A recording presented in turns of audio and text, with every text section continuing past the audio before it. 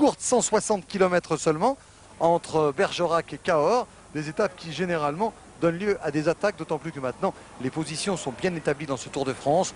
Nous ne revenons pas bien sûr sur la prise de pouvoir de Miguel Indurain. Nous avons eu l'occasion de beaucoup insister sur l'extraordinaire performance de l'Espagnol. Robert, nous allons maintenant à la course pour découvrir 4 hommes, 4 garçons donc. On va les reconnaître tout de suite. Il y a notamment le maillot de champion de France de Durand que vous allez retrouver. Et puis Stephen Hodge. Je crois qu'on peut aller à la course. Merci. Ces 4 hommes donc avec Serpellini, avec Hodge, avec Durand et Bortolami. 4 hommes donc qui sont échappés depuis un moment maintenant. Mais le peloton semble revenir. Les écarts sont de moins en moins importants. Et c'est sans doute la première impression que va nous donner Jean-Paul Olivier. S'est échappé et peut-être condamné, Jean-Paul. Oui, car l'écart continue à descendre. Il est maintenant de 4 minutes et 15 secondes. Les coureurs se relaient, mais en tête bien sûr, mais les relais sont beaucoup moins incisifs. Et derrière, vous avez sans doute la visualité de la chose. Le peloton a augmenté son avance. Je suis avec les 4 échappés et derrière eux. Ici, on se ravitaille. En ce qui concerne Serpellini en tout cas, et l'allure a un petit peu augmenté maintenant, mais l'écart va continuer à décroître. Merci Jean-Paul. Première leçon de cette étape, Robert Chapat. Les Banesto sont en tête avec Miguel Indurain dans leur roue. C'est dire que, comme depuis 4 ans maintenant, ils assument complètement leur position, ils prennent la course en main. C'est le moins qu'on puisse dire, puisque même Indurain, qui n'est pas présent dans leur groupe de tête, est revenu avec facilité. Contrôle de ravitaillement bien exécuté pour lui, mais il est prudent, car aujourd'hui, le danger, c'est la fringale.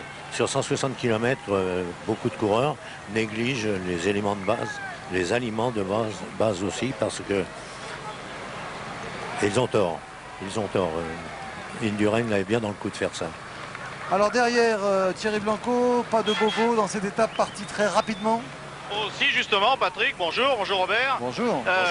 Des bobos malheureusement, avec une chute tout à l'heure au kilomètre 34 dans une descente, chute de Jan Unzaga, John Unzaga, le coéquipier de Tony Rominger, et puis également de Bruno Thibaut. Bruno Thibaut, le coéquipier d'Armand de Las Cuevas. Bon, tous les deux évidemment sont repartis, ont pris leur place dans le peloton.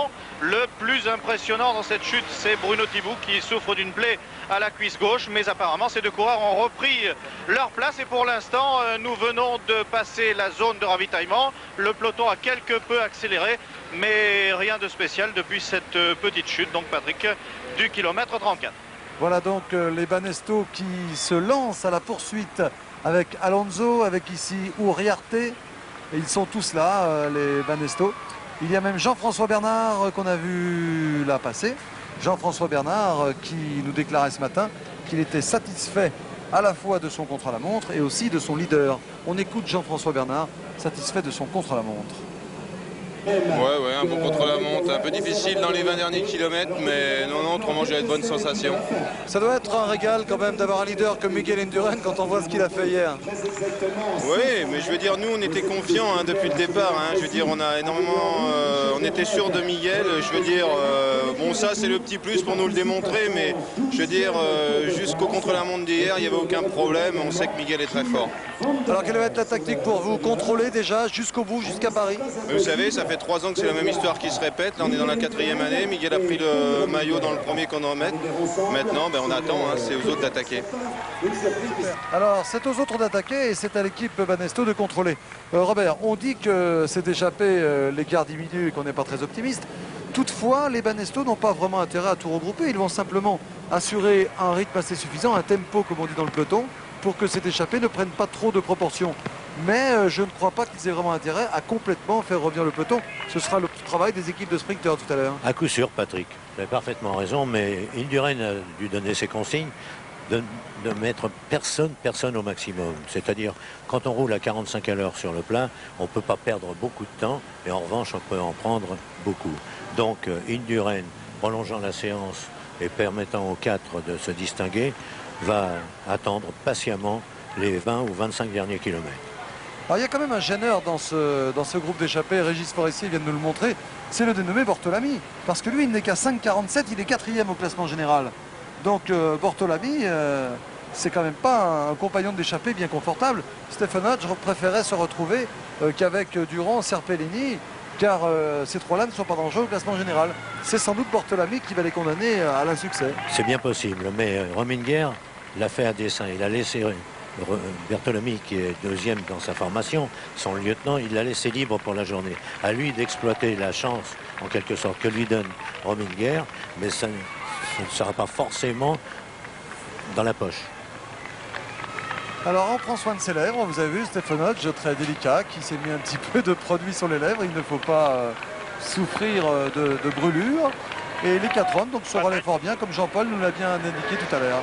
Oui, Jean-Paul. Eh bien, l'écart est toujours de 4 minutes et 30 secondes, alors que les coureurs viennent de pénétrer dans le département du Lot et que l'on s'approche tout doucement de la côte de Gourdon. Alors, c'est l'occasion pour nous de souligner la beauté de cette région. Avec Robert, on en parlait tout à l'heure, enfin tout le monde ne parle que de ça dans le peloton. C'est une région absolument superbe. On quitte la Dordogne, donc on va la saluer vraiment très très bas. Le département aux 1000 châteaux. On a vu des scènes absolument époustouflantes avec l'hélicoptère. C'est vraiment une région où il fait très bon vivre, où les gens sont charmants. Bravo la Dordogne donc pour l'accueil réservé au Tour de France. Et puis j'en profite quand même pour vous redonner un rendez-vous jeudi soir dans les Trésors du Monde avec Nathalie Simon à 20h50, donc le 14 juillet. Si vous aimez la France, si vous aimez la beauté de cette région, nous allons nous promener dans la vallée de la Vézère pour trouver des trésors du monde. Et vous allez voir des monuments, des grottes, des lieux absolument splendides. Donc si vous le voulez, ne manquez pas jeudi soir donc sur France 2 à 20h50. Les Trésors du Monde, vous allez découvrir notamment les Zézis de Taillac, vous allez découvrir le Bug. Ce sont des lieux où vraiment on est resté complètement pantois. On croyait bien connaître la France avec le Tour de France, on est déjà passé par là, mais à chaque fois c'est un choc, hein, Robert. Bien sûr, et ça rappelle beaucoup au corps du Tour de France qu'après le Tour, les critériums naviguent surtout par là. On a connu jusqu'à 50 critériums dans l'année autour de l'Alain, des théâtres de championnat de France qu'on avait organisés. Donc je crois que dans le peloton il doit rester encore des nostalgiques, mais la nostalgie pour l'instant ne semble pas du tout du fait des Banesto. Alors on revient à la course et c'est toujours l'occasion pour nous de vous demander, de vous inviter à voter sur 3615 code Stade 2, à voter pour le coureur qui vous a le plus impressionné de la journée, qui a été le meilleur attaquant. Et vous pouvez donc, grâce au 3615 code Stade 2 et au service télématique de France 2, avec Jean Lebert, vous pouvez gagner un vélo, et pas n'importe quel vélo. Dans le peloton, nette accélération en tête, toujours sous l'impulsion des Banesto. Il semble que les équipiers d'Indurain aient envie d'en finir au plus vite. Mais est-ce bien prudent? Chaque jour, nous voyons ainsi se développer, selon l'esprit le meilleur de la course par équipe, se développer une formation en tête du peloton, et Indurain vient là en dernière position de son équipe. Et ça n'a porté bonheur à personne pour l'instant d'opérer de la façon qui nous est offerte. Alors on va souligner également le bon esprit d'équipe des MAPI qui ont su, alors que Massimo Girotto vient ici en tête du peloton, Girotto qui a été élu sur l'initiative de Xavier Louis par un jury le meilleur né du peloton, celui qui a le plus, on va le dire, de pif et qui sent le mieux la course. La preuve, il est en tête du peloton maintenant. Oui, Jean-Paul. L'écart est maintenant passé au-dessous des 4 minutes. 3 minutes 55, dernier chrono. 3,55. Ce n'est pas une surprise quand on voit le peloton emmené donc par les Banesto qui ont décidé donc de prendre les choses en main à l'image de Melchior Mauri, ancien vainqueur du Tour d'Espagne et entièrement maintenant dévoué à son leader Miguel Indurain et qui s'est fait une petite chaleur là. Oui, il a un bon esprit ce Mauri, parce que relégué au rang qui est le sien actuellement, quand on a gagné le Tour d'Espagne et qu'on se sait bon spécialiste des courses contre la montre, il a dû en prendre un sacré coup sur la bobine hier, bien que très heureux que ce meilleur temps ait été réalisé par son chef de file. Oui, c'est un peu le même cas pour Jean-François Bernard qui a été un leader en son temps et qui maintenant on est réduit au rôle d'équipier qui tient d'ailleurs fort bien, alors que vous voyez Abdou Japarov.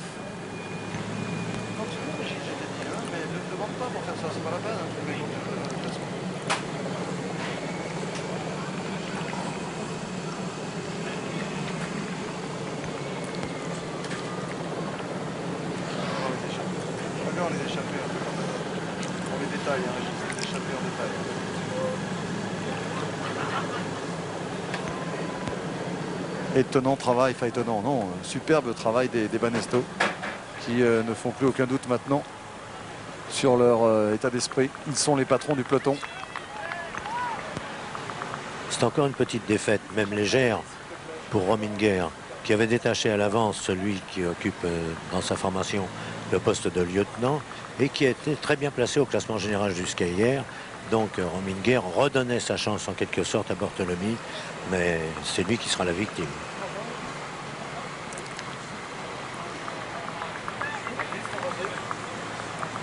Les jambes étaient très lourdes ce matin au départ, parce qu'après une épreuve aussi rondement menée que celle d'hier, on a besoin de récupération. Et on a attendu les premiers démarrages avec anxiété. Eh bien non, pratiquement aucun souffrant à l'arrière du peloton. Mais encore une fois, les Pyrénées arrivent, demain nous y serons. Et il y a beaucoup de personnes dans ce peloton, de personnages, je dirais, qui attendent cette possibilité de faire souffrir un peu, sont pour l'instant très mesurés, de faire souffrir un peu Miguel Indurain.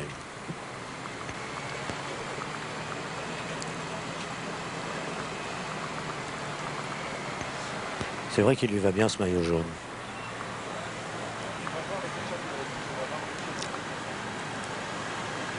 Voilà un petit coup d'œil sur le parcours pour Miguel, alors qu'on retrouve les 4 échappés. Il faut quand même leur rendre l'hommage qu'ils méritent. Et vous voyez donc que le coéquipier de Rominger a décidé de rouler, Bortolami. C'est lui en tout cas qui ferait la meilleure opération au classement général. Et c'est peut-être la première manœuvre pour brouiller les cartes de la part de l'équipe de Rominger, car maintenant le sort du tour dépend d'eux, des coéquipiers de Rominger, mais aussi à l'image de Jackie Durand, des coéquipiers de Las Cuevas. Vous voyez que les 2e et 3e du classement général ont mis un homme dans l'échappée. C'est dire que la course aujourd'hui est d'une grande clarté et qu'ils obligent ainsi les coéquipiers de Miguel Indurain à travailler. C'est vraiment une stratégie de course très claire et très limpide. C'est une étape on ne peut plus claire aujourd'hui. Oui, bien sûr. Un coéquipier de chaque outsider devant dans l'échappée, à l'image de Jackie Durand ici à l'écran, le champion de France. C'est lui qu'on aime bien voir se distinguer comme il sait le faire. Et il doit penser au cours justement de cette échappée que le cap des 4 minutes étant dépassé, ils sont en quelque sorte les objets de toute l'attention du peloton. Patrick, oui. Je suis en compagnie de Bernard Kilpen ici. Alors Bernard, vous avez été appelé par votre homme, là, Jackie Durand. Alors qu'est-ce qui se passe maintenant? Ils sont informés des écarts qui décroissent sans arrêt. Hein. Oui, malheureusement, là on descend sous la barre des 4 minutes. Et Jackie s'affole un petit peu, mais je crois que ça peut être jouable. Tout dépend si l'équipe Banesto font un tempo aux alentours de 2 minutes. Et pourquoi pas, ça peut rigoler. Merci Bernard. Oui, il partage votre analyse, Bernard. Il se dit que finalement, les Banesto n'ont pas vraiment intérêt à revenir complètement sur cette échappée. Donc il ne faut pas s'affoler si l'écart descend un peu. On reste en parfait contrôle de la course. Vous parliez tout à l'heure de la clarté, mais c'est aussi la technique parfaitement développée. On emploie le mot stratégie habituellement, je n'aime pas tellement. Il n'y a pas de stratégie. D'abord, l'opportunité. Et si les 4 se retrouvent là, c'est tout simplement parce qu'ils n'ont pas terminé trop éprouvés hier contre la montre et qu'ils savent pertinemment, les uns les autres, qu'il est toujours intéressant d'être échappé avec 4 minutes d'avance. Et on se fait passer la bouteille, c'est le fair play du cyclisme, ça.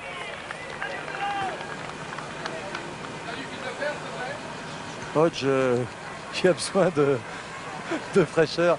Alors que notre ami Mathias, responsable donc de tous les membres de la sécurité du Tour de France, fait son arrivée sur la ligne. On félicite d'ailleurs toute cette équipe parce que tout se fait dans la plus grande convivialité, dans le plus grand sourire. Il n'y a pas de pression comme on dit, et c'est vrai qu'on n'a pas l'impression d'avoir des gardes-choux avec nous, mais au contraire des gens qui sont là pour aider le Tour de France. Et ça se passe vraiment dans le meilleur des esprits. Et je crois que ça méritait d'être signalé.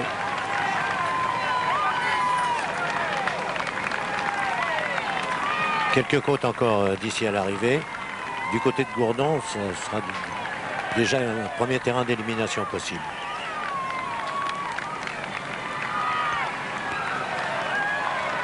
Ils sont tellement mieux tous les 4 sans prendre de risques au creux d'un peloton qui navigue un peu et qui, lorsqu'il ralentit, entraîne forcément des chutes.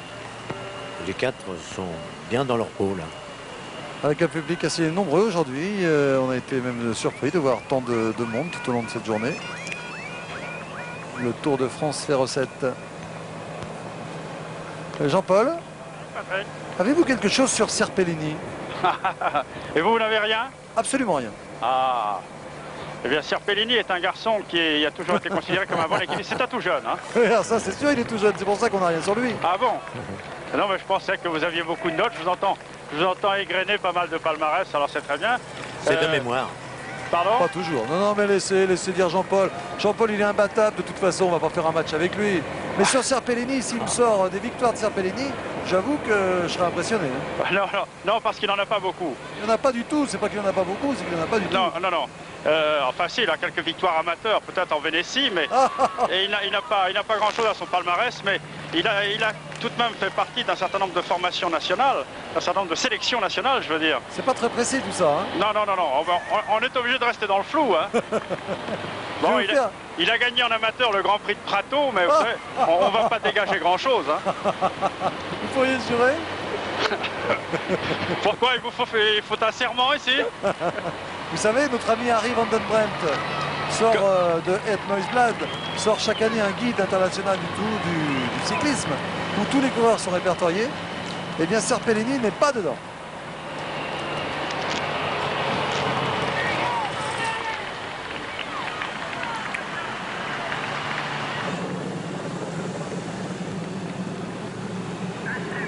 Tout à l'heure, Kilfen a précisé que son champion de France, Jackie Durand, n'était pas tellement satisfait de la tournure des événements et que pour lui, ce serait intéressant de profiter de cette journée, donc de gagner l'étape.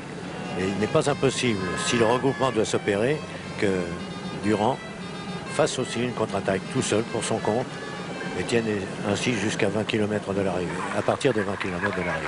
Alors Jean-Paul, à propos des autres échappés, on va dire de mémoire que Jackie Durand est champion de France 2 fois, bien sûr, qu'il a remporté le Tour des Flandres. Oui. On va dire que Bortolami a disputé 5 ou 6 Giro, qu'il a gagné une étape du Tour de Romandie en 92, que Stephen Hodge avait remporté une étape du Critérium international et qu'il en est au moins aussi à son 5e tour. En revanche, sur Serpellini, je vous le rappelle... Le Grand Prix à Panis, vous l'aviez dit jadis. Exactement, nous en parlâmes tous les deux.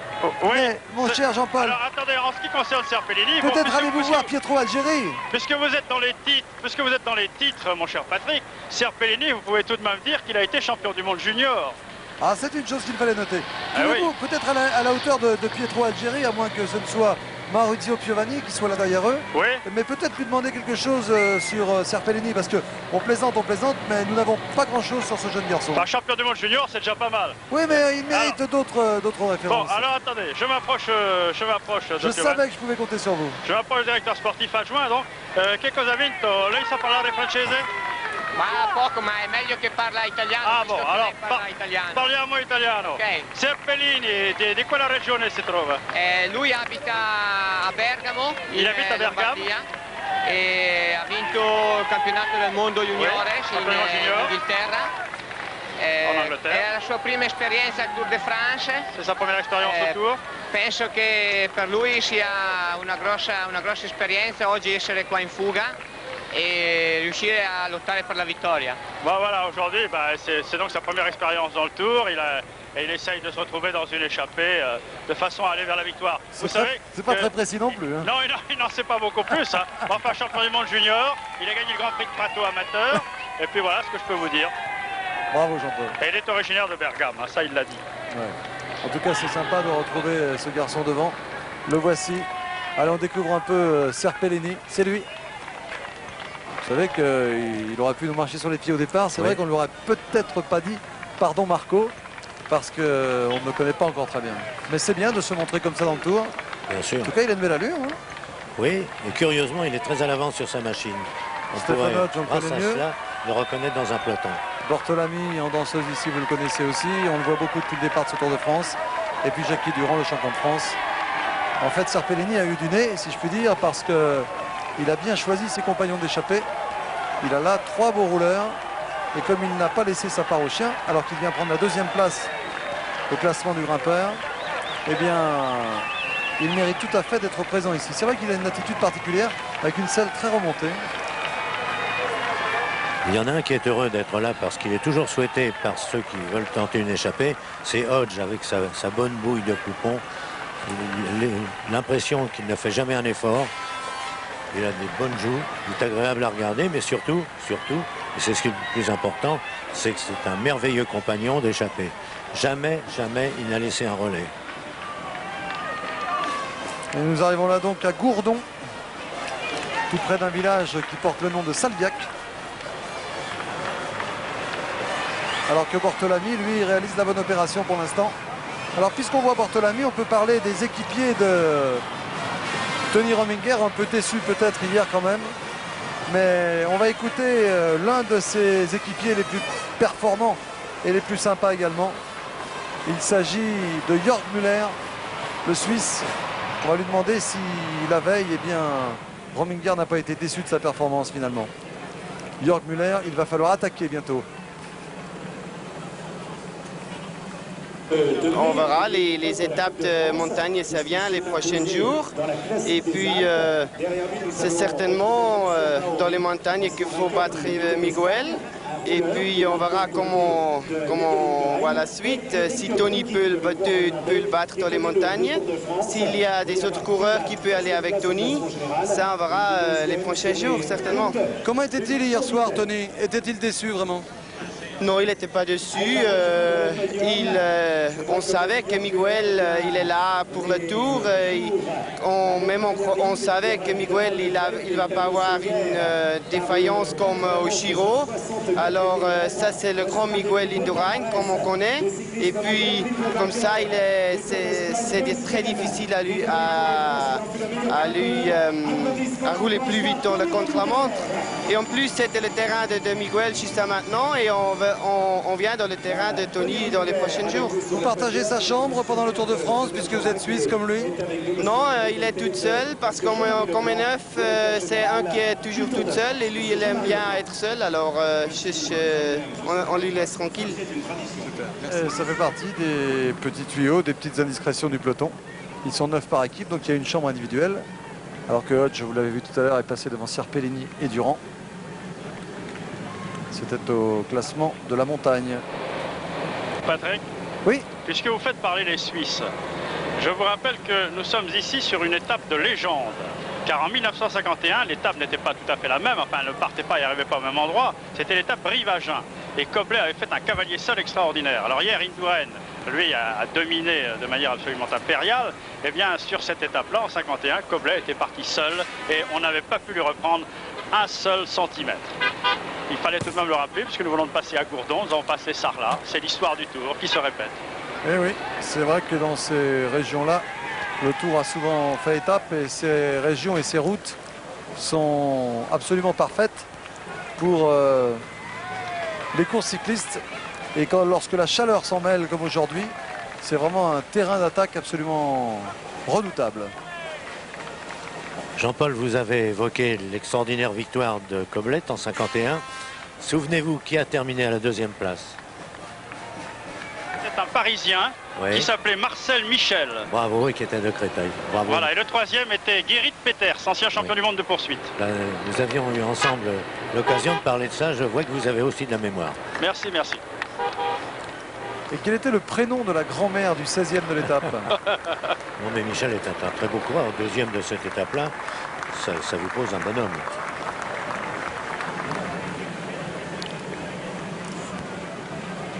En tout cas, on a vécu un beau moment tout à l'heure, Jean-Paul, en recevant Jacques Dupont, car on a pu souligner à nouveau la modestie de ce champion, qui a pourtant un superbe palmarès. Absolument. Oui. Et Patrick, oui, puisque vous avez donc Durand en tête, vous aviez Dupont aussi. Oui, j'ai pas osé la faire celle-là, vous voyez. Non, mais c'est très français, vous savez, il y a Durand, Dupont. Bon, bah, vous savez qu'il y a un Durand, puis il y a eu un Dupont. Oui, vous avez une explication à ça? Non, simplement le côté français des choses. Et toujours les Banesto en tête du peloton qui vont donc... eh ben, l'écart est repassé à 4,04 selon nos amis de l'informatique. 4,04 et c'est pas surprenant parce que les coéquipiers de Miguel Indurain se contentent vraiment d'assurer un tempo en tête du peloton. Et peut-être les équipes de sprinters tout à l'heure viendront leur prêter main forte. Mais pour l'instant, à moins de 40 km de l'arrivée. Non, que dis-je, à moins de 60 km de l'arrivée, du côté du Vigan. Beau coin également. Eh bien, l'écart est encore un peu supérieur à 4 minutes.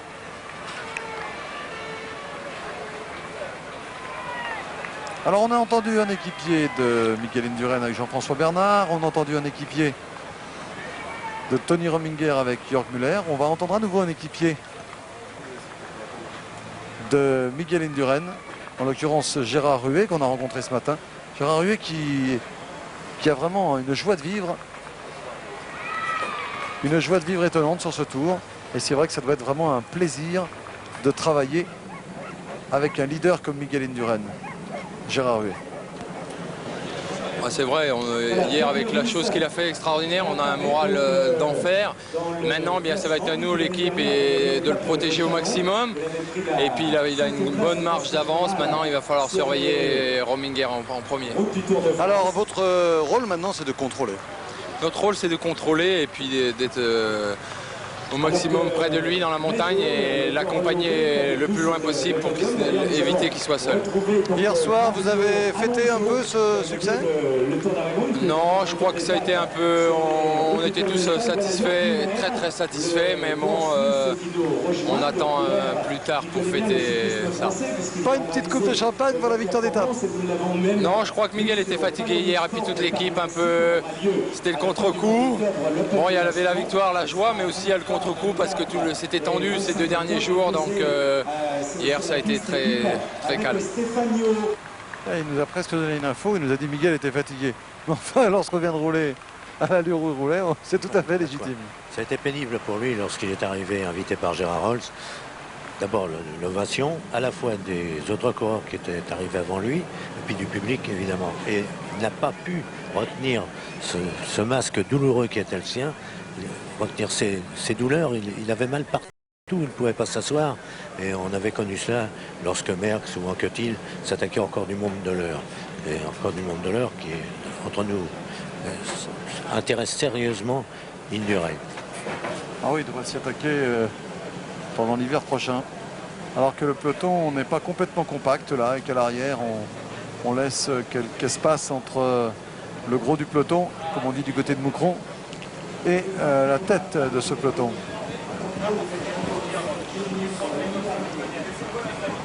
On va souligner une nouvelle fois la chaleur aujourd'hui, car elle peut vraiment jouer un rôle important. Et j'ai peur que demain, lorsqu'il s'agira de monter du côté de Lourdes-Hautacam, les coureurs partiront dès 9h30 demain matin pour une étape de 263 km avec l'ascension sur Lourdes-Hautacam en hors catégorie. J'ai peur que demain on connaisse les premiers grands coups de buis, j'allais dire. Alors que Lianis Baroutia n'a pas l'air très bien à l'arrière, Thierry Blanco. Oh, c'est une crevaison. Non, oui, non, il prend de l'eau. Ça va. Il prend de l'eau, oui. Non, ça va. Non, c'est ravitaillement, Patrick. Ah bah ça va alors. Non, ne vous trompez pas, il fait chaud, bah, on a chaud sur la route, vous savez. Etchavé va chercher de l'eau, Lianis Baroutia aussi. C'est le rôle des Grégario en ce moment d'aller à la course au bidon. Et croyez-moi, c'est une denrée précieuse aujourd'hui à l'arrière.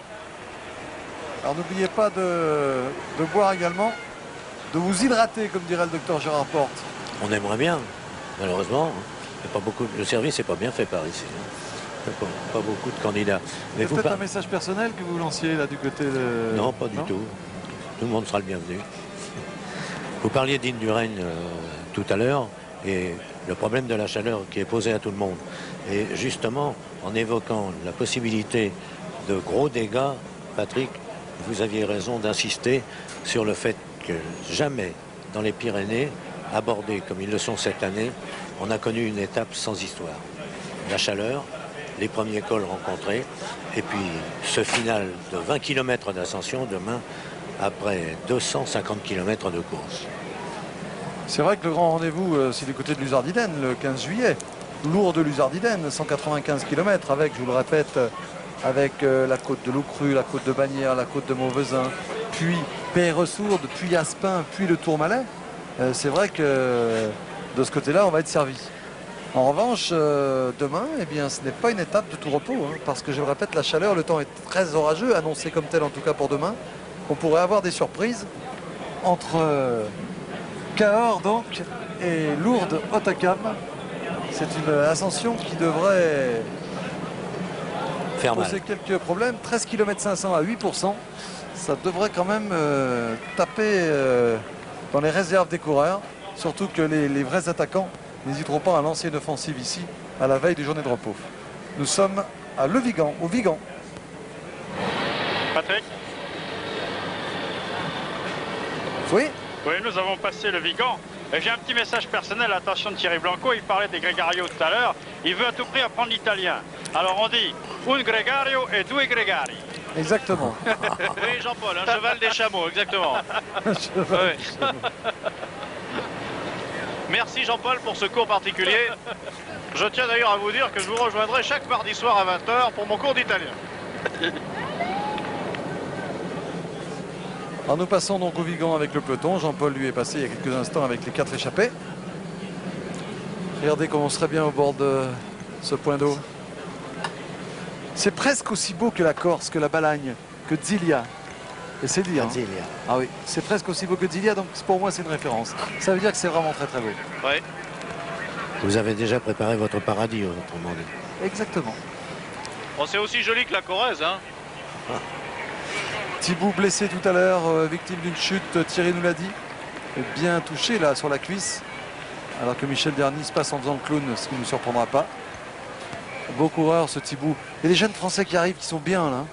Il faut leur laisser le temps de... Tiens, puisqu'on parle de jeunes Français qui arrivent et qui sont bien, on a rencontré ce matin un coureur qui nous plaît beaucoup. Hein. J'en ai parlé avec vous, Robert, je sais qu'il vous plaît. C'est Thomas Davy, qui avait fait quelque chose dans le prologue. Il a réussi également dans le contre-la-montre. Alors on se demandait ce matin où étaient les limites de Davy, qui avait réalisé un bon Tour d'Italie, vainqueur du Tour de l'Avenir. Donc on a demandé à Thomas Davy quand il allait nous montrer enfin ses limites. En plus, il a une belle gueule, regardez. Je pense qu'il va falloir que je m'accroche pendant la montagne, essayer de suivre les meilleurs. J'espère que ça se passera aussi bien qu'au Tour d'Italie où je finis 40e au général. Donc avec un Tour d'Italie difficile comme on l'a connu, j'espère que je serai mieux placé encore là, et toujours avec ici sur le Tour avec le public qu'il y a, garder les meilleurs dans ma roue. Vous vous rendez compte que c'est un déclic dans une carrière professionnelle, le Tour. Vous avez gagné des belles courses, un beau Tour d'Italie, un Tour de l'Avenir. Pour le grand public, c'est le Tour de France qui compte. C'est sûr, il suffit de marcher ici et on a, comme disait dans les journaux, on réussit notre année. C'est sûr que ça a beaucoup d'importance de réussir ici et j'ai la chance que ça se passe comme ça pour moi. Vous rangez? Ça se passe bien pour lui, ça se passe bien pour toute l'équipe Casto.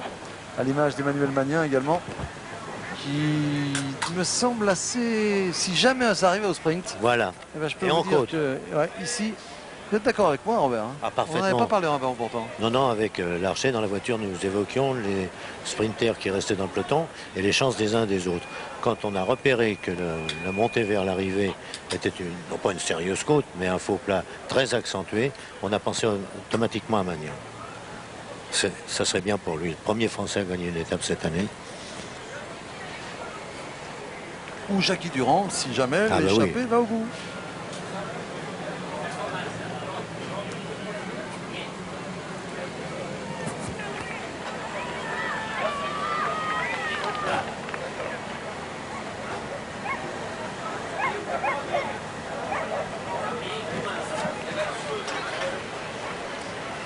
Serpellini ne s'occupe pas de soigner son style. Mais je pense que son directeur sportif ou son entraîneur principal le conduiront à modifier quelque peu sa position. Alors les 4 hommes, on voit si tout le monde fait son travail. Ce semble être le cas. Bortolami est peut-être le plus actif, mais c'est légitime. C'est raison. Donc il a un bon coup à jouer par rapport au classement général.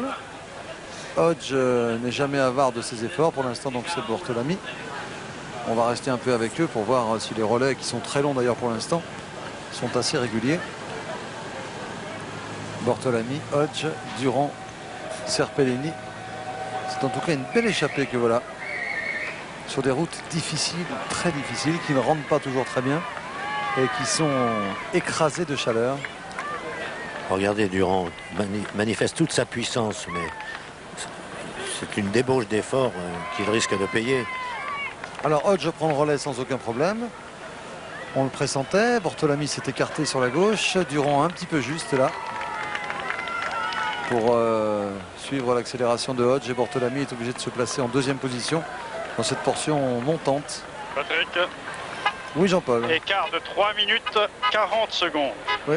Alors que nous sommes très en avance sur l'horaire, même à 40 km. Et oui, Bortolami en tout cas nous semble très frais et très bien. Et Jackie Durand cette fois-ci est venu dans sa roue.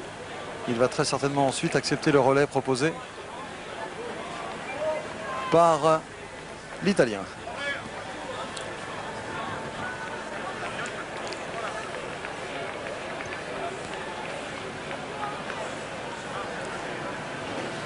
Il a dû rêver de maillot jaune.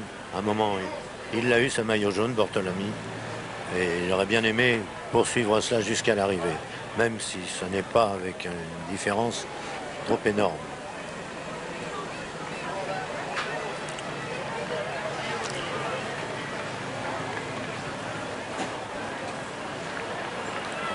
Jackie Durand auprès de Bernard Kilfen. Regardez, on a besoin de beaucoup d'eau. Hein. Gérard Porte expliquait hier que lorsqu'on sort comme ça par grande chaleur, et ce conseil vaut pour les cyclotouristes, pour vous qui faites du vélo en amateur, eh bien il faut ne pas hésiter, alors que Bortolami est vraiment le plus fort, il faut ne pas hésiter à boire, donc pour s'hydrater, mais aussi à s'asperger le corps, parce que par les pores de la peau également, on va se réhydrater. Donc il faut boire. Alors Bortolami a accéléré là, mais il s'est retourné, il a montré, donc alors, je pense pas qu'il ait intérêt à partir tout seul, donc il est plutôt embêté de ce qui se passe là. Ça veut dire que les autres ne sont pas assez forts pour suivre dans la portion montante. Bortolami qui est très rapide en cas d'arrivée en groupe, puisqu'il est toujours bien placé dans les sprints. Ils sont en train de découvrir des parcours abandonnés quelque temps. Vainqueur à Rennes, Bortolami, on le rappelle quand même, devant Abdou-Japarov, Isberg et Bontempi. Ces parcours difficiles, les coureurs les prennent, si j'ose dire, en pleine figure. Et Durand est en train d'en faire la preuve. Impossible de combler ces 30 mètres qui les séparent tous les trois de Bortolami, lequel n'avait pourtant pas l'intention de continuer après avoir franchi la côte. Et Durand met un terme à cette petite cassure dans leur groupe de 4. Et oui, Bortolami n'était pas content de ça, hein. Il voulait surtout pas partir devant, mais il a dû attendre ses camarades d'échapper.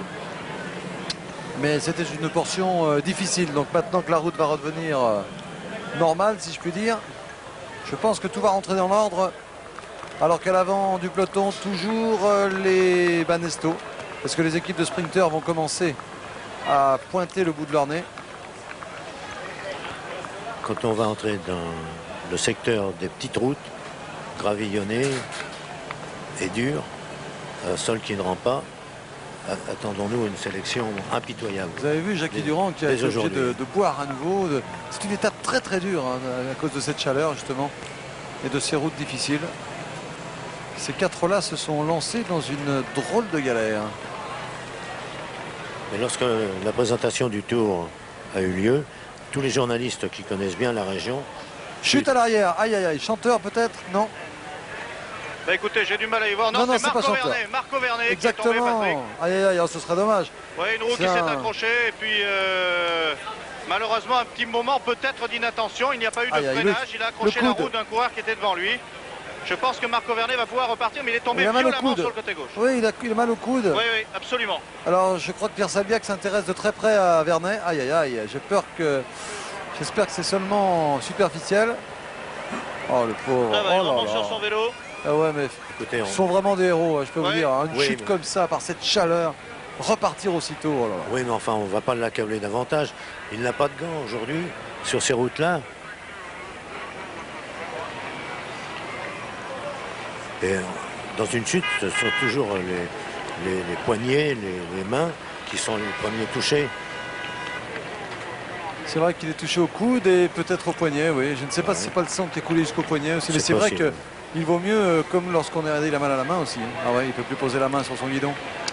Lorsqu'on est en vélo ou en moto, je crois que c'est des consignes très classiques, mais il faut absolument... C'est une protection. Alors que Gérard Porte va pouvoir soigner sous le regard de la caméra de Jean-Claude Yersin. Les premières gouttes d'alcool vous font vibrer quand ça se passe comme ça.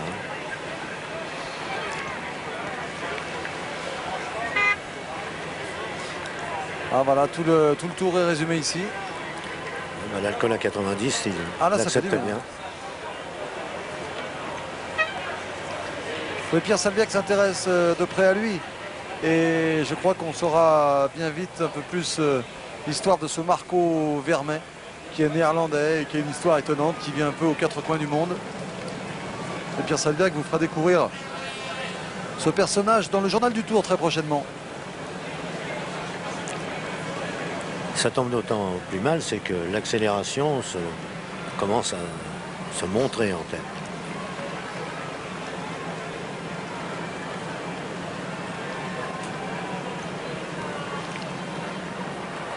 Et la foule qui se presse sur la ligne d'arrivée de Cahors a bien du mérite. Parce que même si on a sorti les chapeaux de paille ou les casquettes, eh bien la chaleur est absolument étouffante. Il y a du monde au bord de la route. Et l'écart a baissé sous l'impulsion donc des Banesto, on l'a vu à nouveau tout à l'heure.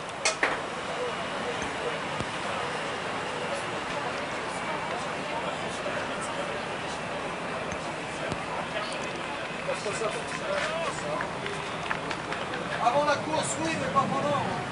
On rappelle que du moment que les voitures passent à l'écran, derrière les échappés, ça veut dire qu'ils ont plus de 1 minute 30 d'avance. Alors comme à mon avis c'est 3:30 maintenant, les suiveurs journalistes peuvent enfin voir les coureurs de près.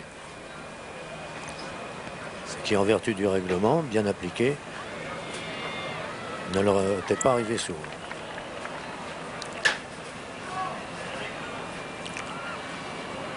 Jackie Durand doit avoir son postérieur, le maillot derrière, a été renforcé. À moins de 50 km de l'arrivée. Avec Bortolami cette fois-ci en 4e position. Serpellini maintenant en 4e position. Durand qui mène, Hodge qui boit et qu'on vraiment se déshydrate beaucoup dans cette étape. On le répète, c'est l'étape de la chaleur. On dirait vraiment un bébé. Ah, il est formidable Stefano Hodge. Recherché par toutes les grandes formations. Regardez le nombre de bidons. C'est pratiquement un bidon aux 10 km dans le final. Ah oui, on consomme beaucoup par ce temps-là. Les étapes de la chaleur comme ça, Jean-Paul, ça rappelle des événements, des incidents qui sont rentrés dans l'histoire du cyclisme. Notamment la fameuse histoire de Zaf, qu'on ne se lasse pas d'entendre. Revu et corrigé par ceux qui font la légende. Voilà. Hein. Absolument, oui. Oui, parce que Zaf n'avait pas bu, en fait. Il avait pris quelques petites pilules d'amphétamine que les Belges lui avaient données. Et il s'était intoxiqué par l'acide lactique.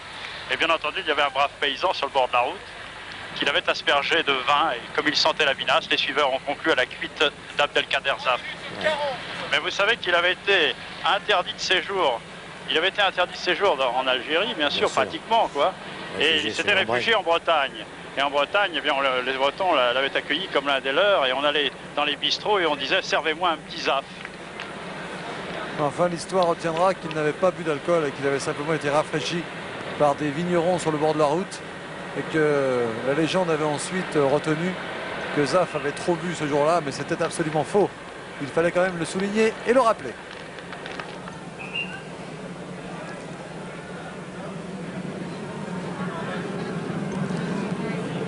Il y a des légendes comme ça qui ont la vie dure.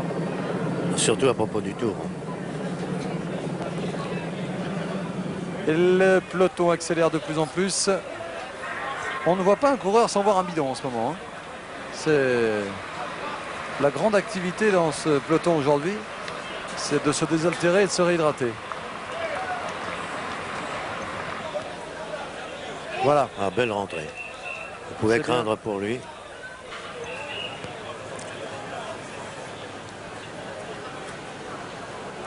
Marco Vermey effectue son retour dans le peloton. Il n'avait vu aucun de ses coéquipiers sur la route pour l'attendre. C'est peut-être lui qui leur a dit non, non, ça n'est rien, je vais repartir et je rejoindrai.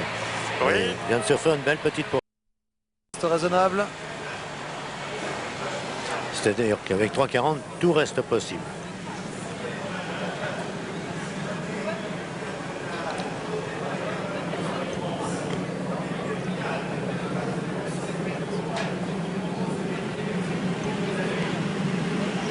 Il y a un coureur qui nous a surpris hier, Robert. On était d'accord pour dire que le duel serait Rominger-Indurain, arbitré par De Las Cuevas. Et puis quand on regarde le classement, on s'aperçoit que tout près d'eux, eh bien, il y a un certain Thierry Marie qui a pris la 4e place. Ça, c'est une drôle de sensation. D'autant qu'elle a été provoquée, cette sensation, par Cyril Guimard, qui ne savait pas trop quoi répondre aux commissaires et aux journalistes lorsqu'il a demandé à Marie de perdre un peu de terrain pour que, lors de la désignation de l'ordre du départ contre la montre, Marie puisse être beaucoup plus loin pour ne pas gêner au départ Cuevas. Oui, c'est que De Las Cuevas aurait dû partir avant Rominger Ouais. si Marie était resté intercalé au classement. Donc Cyril Guimard, la veille, avait demandé à Thierry Marie de perdre quelques secondes pour permettre à De Las Cuevas de partir devant Rominger, derrière, pardon. Ce sont des petites finesses tactiques chères à Cyril Guimard. En tout cas, Thierry Marie, lui, a réalisé une excellente performance et on a tenu à le rencontrer ce matin au village départ. Thierry Marie, à qui on a demandé s'il n'était pas un peu surpris maintenant de se retrouver aussi performant sur les longues distances, lui qui est un habitué des petites distances et des prologues. Thierry Marie. Oui, au départ hier, j'en ai profité parce que j'avais des bonnes jambes et je suis parti assez vite sur des bonnes bases. Et ensuite, j'ai vu que ça allait bien, donc j'ai continué dans cet élan. Et c'est vrai que j'avais toujours tendance à dire que le prologue, ça me favorisait, j'étais favorisé, et que le contre-la-montre plus long me désavantageait. Mais dans la tête, je commence à assimiler un petit peu toutes ces méthodes. Alors, c'est un peu paradoxal parce que la veille, vous avez volontairement perdu quelques secondes. Vous ne les regrettez pas, ces secondes? Non, pas du tout, puisque Armand aurait été pénalisé avec Rominger et c'était très bien comme ça. Puis mon classement général, moi demain on verra bien comment je vais me comporter. Alors avec des jambes comme vous avez, vous allez chercher une étape, c'est obligatoire. On a une grande chance avec Emmanuel Magnin, avec le sprint de cet après-midi, donc on devrait être dans les premiers. Il faut partir dans un coup pour le protéger. Il faut partir dans un coup, il va y avoir des échappées et pourquoi pas m'en glisser dans une bonne. Il va se glisser dans une bonne d'ici l'arrivée de Thierry Marie. Pour l'instant, c'est Jackie Durand, son équipier champion de France, qui est présent ici même en 4e position. Dans l'échappée, je vous le répète, avec Stephen Hodge, avec Bortolami et avec Serpellini. Une de ces innombrables côtes. Dans le coin, toutes les grandes courses cyclistes sont passées par là.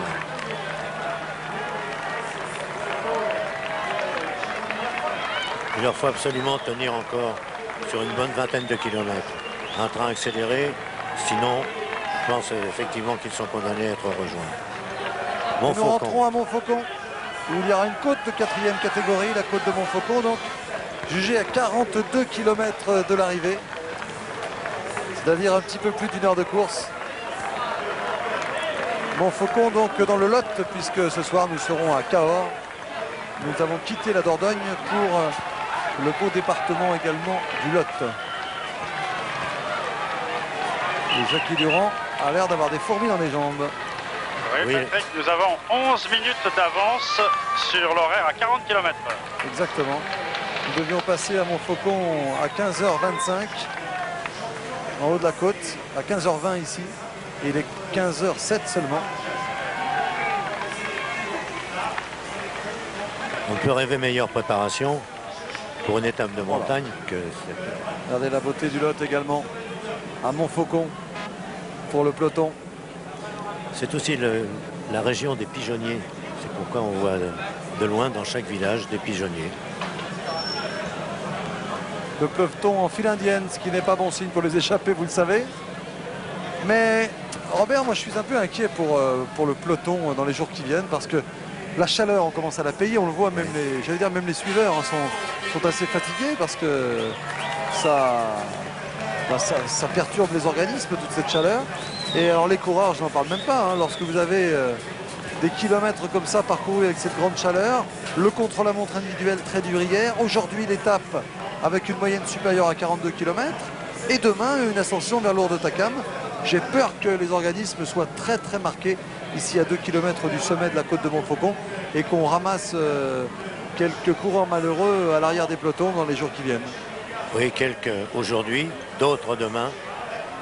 On peut effectivement penser que les Pyrénées, placées dans ce sens cette année sur le Tour, vont le marquer profondément.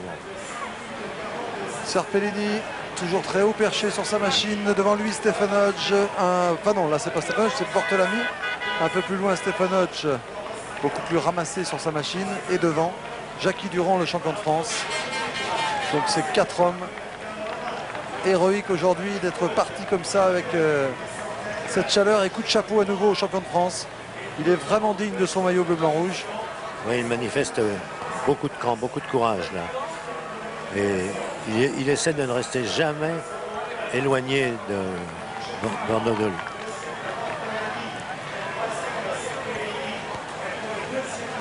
Hodge en 4e position, Serpellini devant lui, Durand.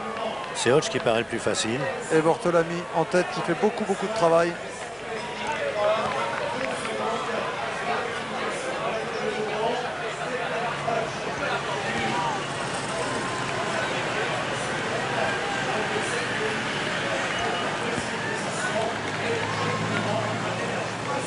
Alors peut-on considérer Robert Armand de Las Cuevas comme le grand perdant de l'étape d'hier? À mon avis, non. Bien sûr, relativement à Rominger et Indurain, tout le monde alors, à ce moment-là pouvait manifester une déception. Mais je crois que Armand, si au départ vous lui aviez dit tu seras tout à l'heure dans les 3 premiers, il aurait signé tout de suite. Les gens, et qu'on revienne sur le peloton, Régis, parce qu'il y a d'autres coureurs là qui sont en train de prendre en main. Oui, c'est ce qui me semblait, vous voyez, ça laissait présager une accélération, vous voyez. Oui, bien vu. Non, c'était pas normal que ce coureur vienne ici comme ça. Il me semblait qu'on allait secouer nettement le peloton là. L'allure va changer. Ouh là là, tout a changé là d'un seul coup. Oui, là ça s'annonce très très mal pour nous échapper. Hein. Mais en force comme ça, devant le peloton, beaucoup arrivent, parce qu'ils sont plus forts que les autres, beaucoup arrivent à décramponner. Une étonnante passe ici. Tenis peut-être aussi dans le coin là-bas au fond. Il s'y préparait tout à l'heure, il remettait sa casquette sur sa longue chevelure. Et oui, c'est bien lui, Gartian voilà. Tenis. Pascal Hervé déjà. Ça m'a tout l'air. Hein. Et oui, c'est Pascal Hervé.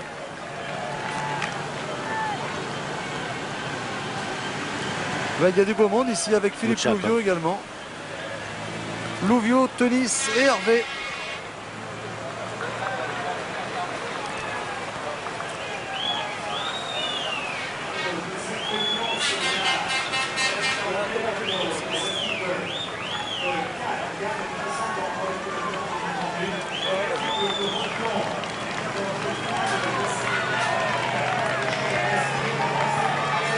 Sur le même terrain, avantage aux 3 contre-attaquants, c'est évident. La côte donc de Montfaucon. Toujours Bortolami, Hodge, Jackie Durand et Serpellini. Patrick, oui. Écart de 3 minutes 20, écart pris à 2 km du sommet. Hein. 3 minutes 20. C'est bien de la part des 4 parce que ne refuse pas le combat.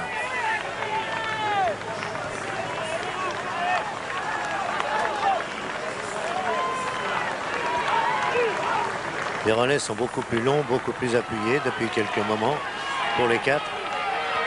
Et c'est vrai qu'à 4, il vaut mieux effectuer de longs relais, sinon ça revient trop souvent. Son tour de passer en tête et ça ne peut qu'aboutir à une défaillance. Toujours 4 hommes en tête, donc Bortolami, Hodge, Durand et Serpellini. Et derrière eux, un contre s'est développé.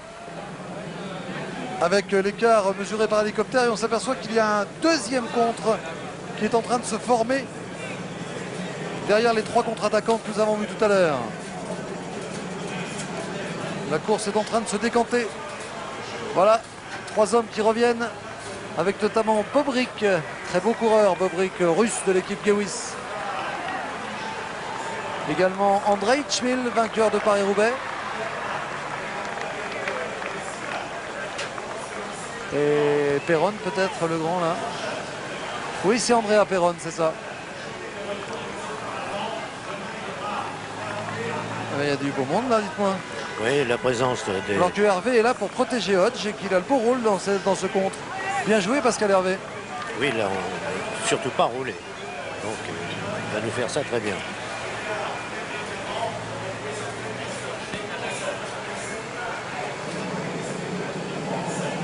Et ça revient le peloton sur ces 6 contre-attaquants. Ah, il y avait des gens dangereux quand on a un vainqueur de Paris-Roubaix avec soi. Hein.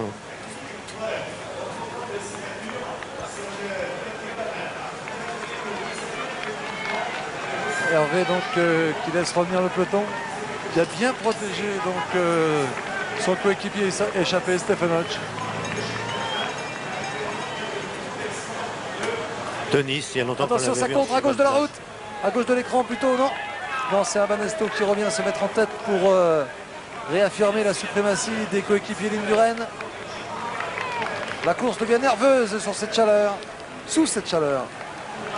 Oui, j'espère qu'Indurain quand même remarque le travail accompli par ses camarades et qu'il ne pas de leur demander de rouler encore plus vite. Parce que lui, ça ne lui fait rien, mais les autres, petit à petit, l'usure apparaît. Les Français en tête du peloton, les Français de la garde impériale, si je puis dire.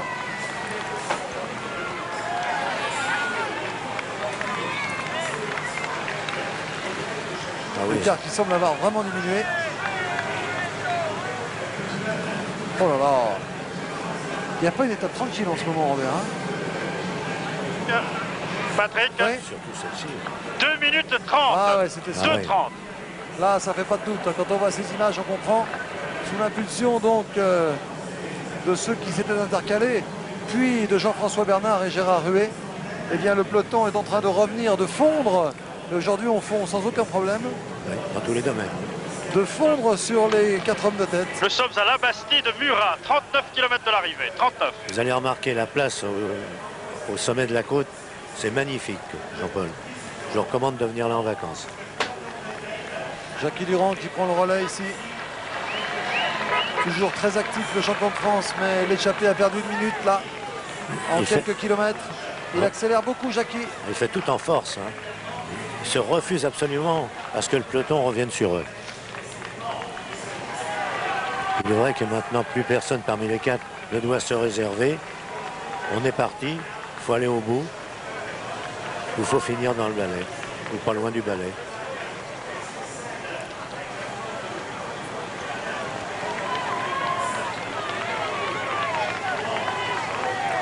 C'est pas la première fois que l'on voit Durand dans les groupes de tête. Mais cette fois, c'est plus long, c'est plus net. Et il apparaît sous un autre jour. C'est tout en puissance qu'il fait l'étape. Évidemment, ça ne sera pas le même genre demain sur le long col d'arrivée. Mais sur ce parcours-là, c'est déjà très édifiant pour un champion de France qui porte son maillot avec beaucoup de panache.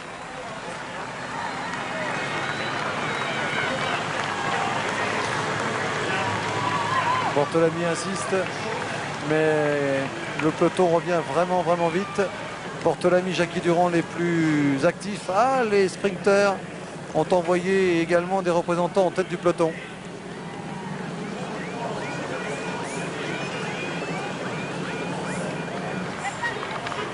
Voilà. Alors, qui est-ce qui vient là? Les Gewis sont en train de donner un petit coup de main avec Bottaro notamment pour préparer l'arrivée de Minali. Il faut le prendre au sérieux, ce Nicolas Minali. Hein. Ils ont raison de faire ça, les Gewis, avec Sengalta, parce que Minali leur avait remporté l'étape à Portsmouth, et puisqu'hier il a fait le contre-la-montre en dedans, eh bien les Gewis ont raison d'aller provoquer le regroupement pour emmener Minali pour un sprint en montée dans lequel il devrait être assez explosif, assez bon. Ce sont les sprinters à coups de rein, si l'on peut dire, qui sont avantagés sur ces côtes. Oui, Thierry. Oui, au moment où vous parlez de Minali en haut de la côte pour ce sommet du meilleur grimpeur, eh bien, Nicolas Minali a été lâché en compagnie de Roberto Sierra de l'équipe Once.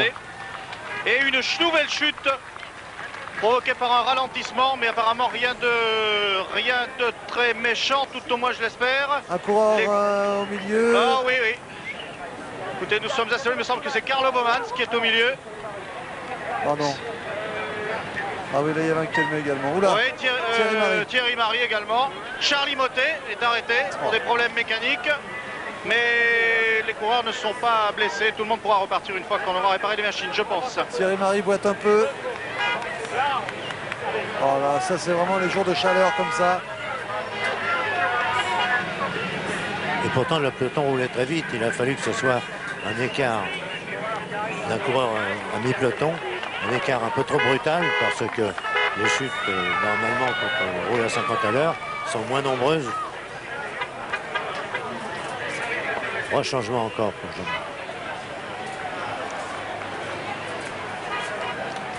Voilà, ça repart sans trop de bobos.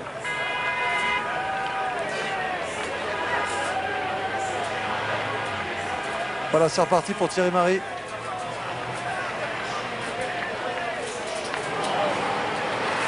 Charlie Motet et Thierry Marie sont repartis. Allez, c'est bon. Heureusement qu'il s'agit de deux parce que n'importe qui ne rentrera pas dans le peloton après une chute à l'allure imposée par le peloton, enfin les Banesto surtout, de Miguel Indurain.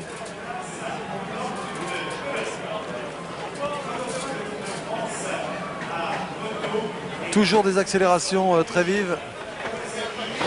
Alors qu'en tête de la course, Serpellini a un peu de mal à suivre dans cette portion en descente. Oui, ou alors il n'est pas fameux en descente.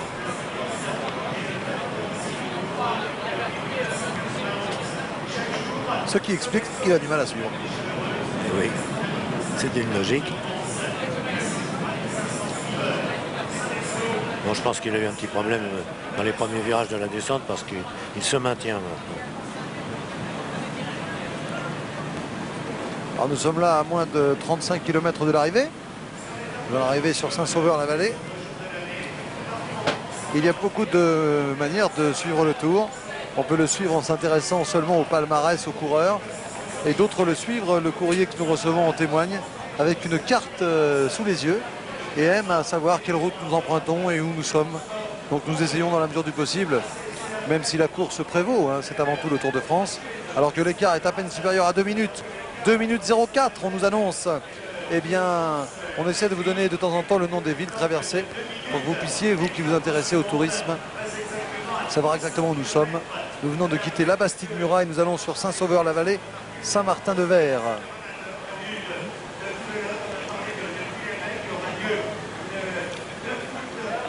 Serpellini ne précise pas, il n'a pas montré ou la roue arrière ou la roue avant, donc il ne s'agit pas d'une crevaison, ni même d'un petit pépin matériel. S'il veut simplement se rafraîchir, il est obligé de se laisser glisser à la hauteur de son directeur sportif. Ah, poursuivant là. Un petit monsieur qui s'est viré. Moreau. Oui, Francis. Qui hier donc a fait un aller-retour pour aller se recueillir sur la dépouille de son père. Devant la dépouille de son père avec sa famille et qui est revenu donc sur la course hier soir. Il est parti dès après son contre-la-montre, Francis. Et je suis sûr qu'il a en tête la mémoire de son père là lorsqu'il se lance à l'offensive, comme il le fait fort bien maintenant. Lui peut provoquer une échappée en menant 5 ou 6, car il est tellement violent et puissant dans les relais qu'une cassure derrière lui est probable maintenant. Ah, ça s'annonce mal pour les échappés, hein, parce que oui. Moreau qui espère lancer un contre, les coéquipiers de la Gewis qui veulent provoquer une arrivée au sprint. Regardez ça, c'est la grande débandade là. Eh oui. Allez, une toute petite accalmie pour vous donner rendez-vous le dimanche 24 juillet. Je vous autorise exceptionnellement à ne pas regarder à la télévision l'arrivée du Tour. Vous l'enregistrez si vous habitez dans l'Orne ou si vous n'êtes pas loin. Vous allez au traditionnel rendez-vous de Mathias Montgorgé, le fils de Jean Gabin. Depuis 7 ans, les amis de Lino Ventura et de Jean Gabin donc, viennent donc sur ce champ de course au Moulin-la-Marche, dans l'Orne, assister à une réunion comme il n'en existe nulle part ailleurs, avec des parrains prestigieux. Robert Hossein cette année, entouré d'une pléiade de vedettes, pour une course donc hippique. Ne manquez pas ça si vous êtes du côté de Moulin-la-Marche, dans l'Orne. C'est Mathias Moncorgé pour l'association Personnage, chère à Lino Ventura et à notre ami Jean Salé et Jacques Chancel et Pierre Tchernia. Donc pour Personnage, vous allez au Moulin-la-Marche, dans l'Orne, le 24 juillet. Allez-y, vraiment. Alors que Francis Moreau avait préparé le terrain pour un de ses équipiers de l'équipe Gann. En ce moment, tout manque un peu de cohésion. Jean-Claude Colotti. Mais ce sont des allumeurs, alors on va voir si on peut aller plus loin. Colotti, particulièrement décevant. Parce que avec les allumeurs, blessé. Généralement, on va pas bien loin. Je voulais dire malheureux. Puissance, Jean-Claude, c'est beau ça. Jean-Claude Colotti, trop longtemps habitué aux places de deuxième. Une saison, il en avait eu 12, je crois. Et on avait été très heureux en 92 de le voir enfin remporter une étape du Tour. Tout comme il remporta une étape du Midi Libre l'année précédente. Et une étape de la semaine catalane aussi. Et il est à son, je crois, 7e tour consécutif sans jamais avoir abandonné. Très beau coureur, Jean-Claude Colotti. Il le prouve sur ses images. Il a tellement confiance en lui, tant mieux. Tellement confiance en lui qu'il ne s'est pas retourné une fois depuis qu'il est sorti. Il est sorti, il a giclé, comme on dit, du peloton. Ça, c'est étonnant parce que... Il vous reste quelques instants, Robert. Il vous reste quelques instants. Oui. Pour voter. Ah pour bon voter sur 36-15 Code France 2 pour désigner le coureur le plus performant de cette étape. Mais c'est pas combiné ce coup-là? C'est-à-dire? Non, c'est pas rangé parce qu'on vous pose la question des fois dans la rue. Et je me bats pour dire, mais... Ah non. Nous ne sommes même pas les gens. Je ne sais pas d'ailleurs qui désigne ça. Je crois que c'est celui qui emporte le plus de voix. En fait, non, c'est pas désigné par un jury. Hein. C'est la Vox Populi. Enfin, Jean Lebert me le confirmera, mais je crois que c'est le coureur qui a le plus de voix, qui est donc premier. Et ensuite, parmi les vainqueurs, donc parmi tous ceux qui ont indiqué ce nom, il y a un tirage au sort. Je vous donnerai plus de précisions dans les jours qui viennent. Mais ce n'est pas un jury. Hein. Nous ne sommes pas comme Cantona, lui, désigne le meilleur joueur du match sur le mondial. Vous, Robert, on ne vous a pas confié ce rôle. Ah non, finalement, on va peut-être se plaindre. Hein. Oui, Jean-Paul. 1 minute 45 sur Colotti, là. 1 minute 45. Mais Colotti est en train de faire un numéro, hein, je peux vous dire, c'est impressionnant. Et il regarde, en baissant la tête comme ça, il parvient à regarder sous le bras. Voilà. Oh, la belle relance. À montrer dans les écoles de cyclisme. Mais c'est un coureur plein d'expérience maintenant. Il s'est mis en danseuse pour se détendre un peu, mais aussi pour mesurer ce qui lui restait encore de capacité. On appelle ça sortir en costaud. Un peloton lancé à plus de 50 à l'heure et il est sorti avec une offensive merveilleusement préparée par Francis Moreau. Elles sont riches, ces formules, à propos de cyclisme. On dit aussi il est sorti comme un caillou. Ah. Bon ou pas bon les nouvelles? Bonne ou pas bonne? Eh si, il continue. Vous savez qu'il est au bord de l'asphyxie. Évidemment, il ne crie pas partout. Mais... il se retourne un peu trop là, Jean-Claude. Il observe surtout qui est en tête. Mais ça laisse supposer que le peloton n'est pas très loin.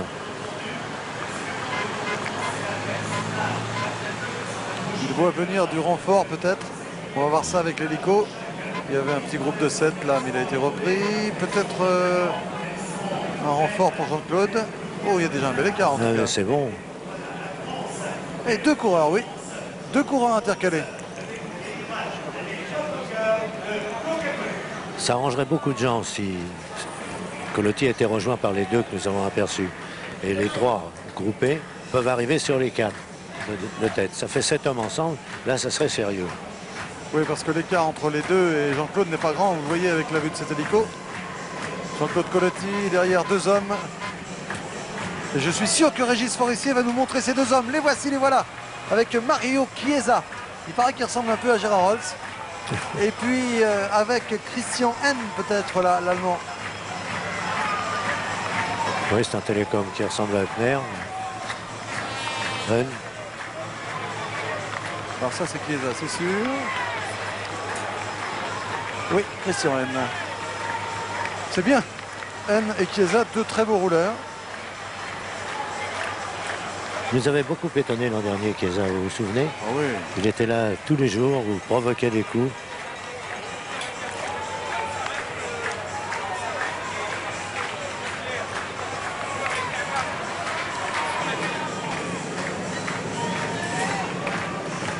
Vous entendez peut-être derrière nous des musiques.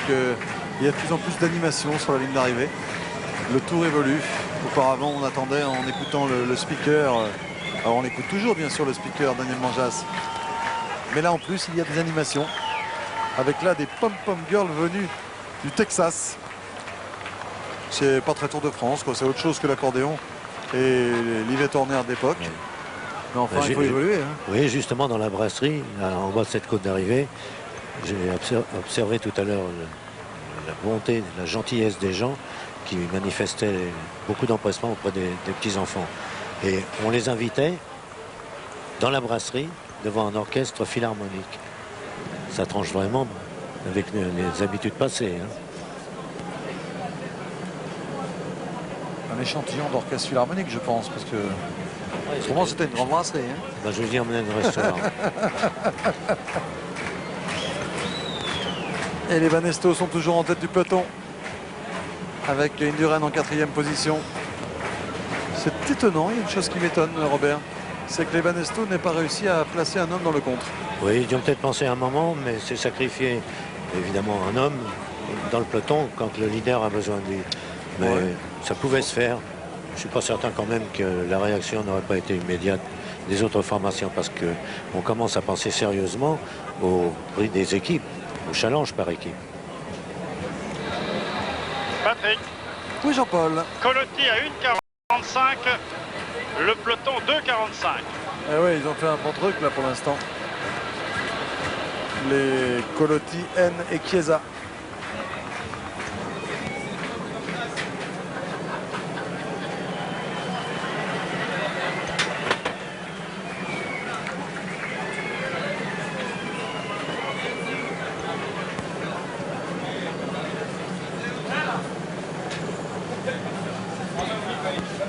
Peloton très étiré. Mais nous arrivons quand même bientôt à Saint-Martin-de-Vers. Bientôt 30 km de l'arrivée, Jean-Paul, non? Oui, nous sommes passés à Saint-Sauveur de la Vallée et nous allons donc vers Saint-Martin-de-Vers. Nous sommes à quelques kilomètres de Saint-Martin, oui, et nous sommes sur une petite route de la vallée qui peut favoriser encore les échappées. 25 km seulement de l'arrivée. Donc vous avez passé Saint-Martin-de-Vers et vous êtes à 25 km de l'arrivée. Il va tellement vite, Jean-Paul, maintenant qu'il ne sait plus où il passe.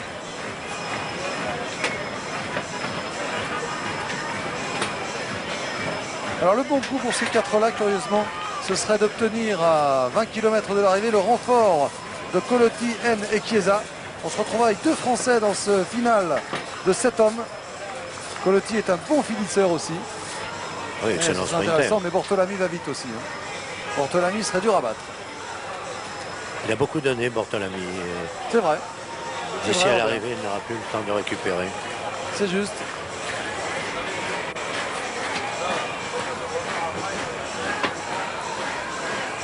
Et si Serpellini joue le tour de gagner cette étape, il y aura beaucoup de monde à la salle de presse pour avoir des renseignements sur lui. Ils iront voir Jean-Paul.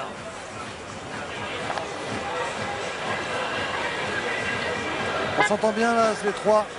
N prend le relais de Jean-Claude Colotti. Mario Chiesa bien dans la roue. Différence de gabarit très nette entre ces trois hommes. Mais trois beaux rouleurs. Lorsqu'on a N devant soi, je peux vous dire que Jean-Claude Colotti est en train de se dire pourquoi tant de N?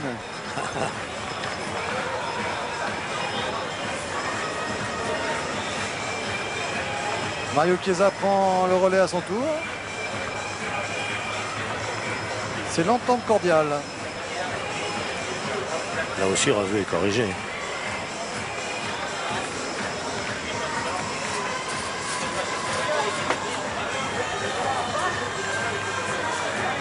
La petite exhibition de Chiesa aujourd'hui va certainement inciter son leader Chiappucci a joué lui aussi le rôle qu'on attend de lui. Il nous en a parlé hier soir, mais c'est pas aujourd'hui en tout cas que c'était prévu. Peut-être demain. Il attend beaucoup de cette finale vers lourde d'Etacam. Christian déjà 30 ans. Colotti également. Ce ne sont pas des jeunes qui sont là. Mais c'est général maintenant. Je crois que les tours anciens faisaient beaucoup appel aux tout jeunes. Chiesa, 31 ans.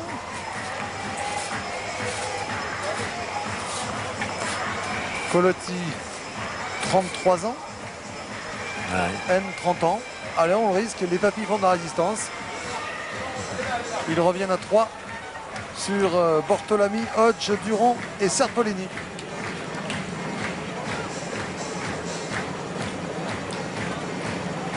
La moyenne va être étonnante aujourd'hui parce qu'on ne s'attendait pas au lendemain d'une course contre la montre à un départ aussi fougueux, à des entreprises qui ne devaient, paraît-il, pas mener loin. Mais tout a été très sérieux jusqu'à ce que les 4 se mettent en place et roulent dans une parfaite cohésion depuis qu'ils sont ensemble. 20 minutes sur le meilleur horaire à 20 km de l'arrivée pratiquement, enfin un peu plus de 20. Les sifflets, les applaudissements pour les pom-pom girls texanes. Ils ne sont pas franchement laides, il faut être honnête. Eh oui. Mais il y a tellement de travail qu'on ne peut pas s'occuper de tout. Ah, puis, alors ça, c'est genre de choses qui ne nous concernent pas. Enfin, on peut avoir le plaisir des yeux. Alors qu'on a jeté la casquette, là peut-être en l'honneur des Texanes, des pom-pom girls. Toujours les 3 qui reviennent derrière. 1,45 nous indique-t-on. Et le peloton à 3,10 de la tête. 1,45 et 3,10, c'est d'assez bon signe pour les 3 contre-attaquants.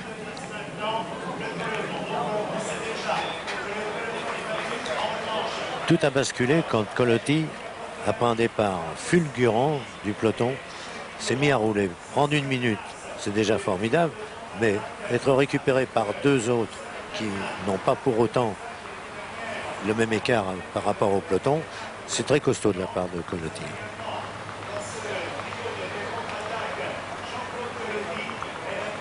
Et il n'y a pas 2 coureurs dans la même équipe.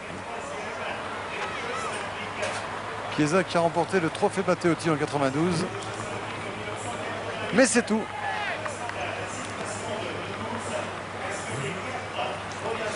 N, lui, il avait été un des héros des Jeux de...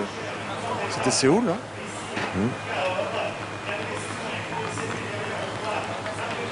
La situation est délicate pour eux 3 parce qu'ils ne peuvent absolument pas lever le pied tant qu'ils n'auront pas les autres en point de mire. Mais s'ils en donnent trop, ben, ça sera au détriment de leur réserve vers l'arrivée. C'est pour ça que les relais sont courts et que chacun fait bien son travail, les mains bien en bas du guidon pour Mario Chiesa. Il jette sa casquette à son tour, décidément. Seul Jean-Claude Colotti a encore ça. Regardez comme il est concentré, la tête baissée comme ça. On ne vous conseille pas de rouler comme ça quand vous faites des sorties. Mais les champions peuvent se le permettre. Regardez les beaux relais, vraiment. Beau numéro de ces 3. Hein. Très très beau. Et en souplesse, cette remontée. Oh, ils ont une manière de tourner les jambes, vous avez vu, il n'y a pas d'à-coup. Ils sont tous les deux assez beaux sur leur vélo. Je dis tous les deux parce que Chiesa est un petit peu plus heurté. Les jambes un peu plus écartées. Oui, à l'aise des bras. C'est une mais question eux, de gabarit. Ça sent la formation sur les pistes. Regardez, c'est formidable ces 3 garçons. Colotti, excellent pistard aussi. En tout cas, il ne devrait pas tarder à revenir sur Bortolami, Hodge, Durand et Serpolini.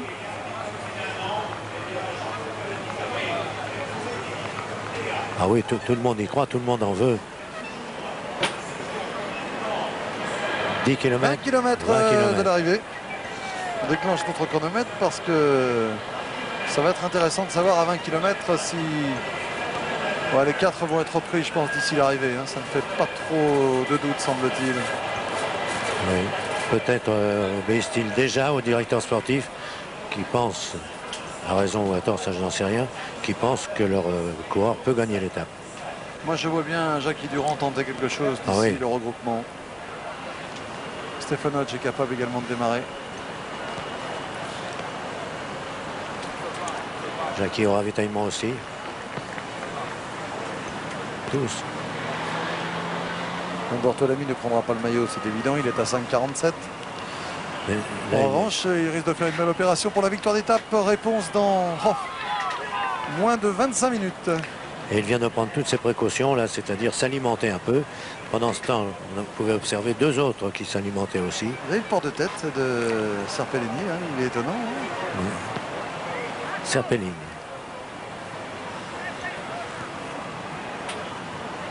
Tous sont en train de... Jackie va mettre le bandeau, oui. Le bandeau pour éviter la transpiration dans les yeux. Il fait très chaud, alors la sueur dégouline.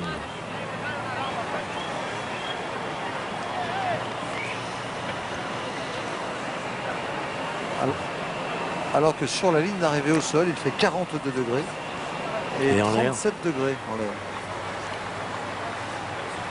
Aux 20 km donc, avec quand même une bonne minute 40 là, de retard pour les trois contre-attaquants. C'est pas encore gagné pour eux, il faut continuer à rouler.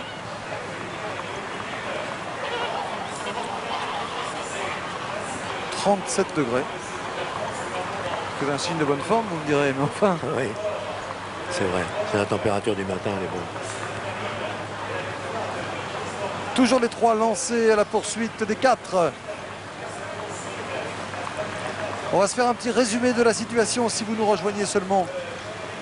Puisque les coureurs sont très en avance et qu'il est seulement 15h40. Alors, nous avons 4 hommes en tête.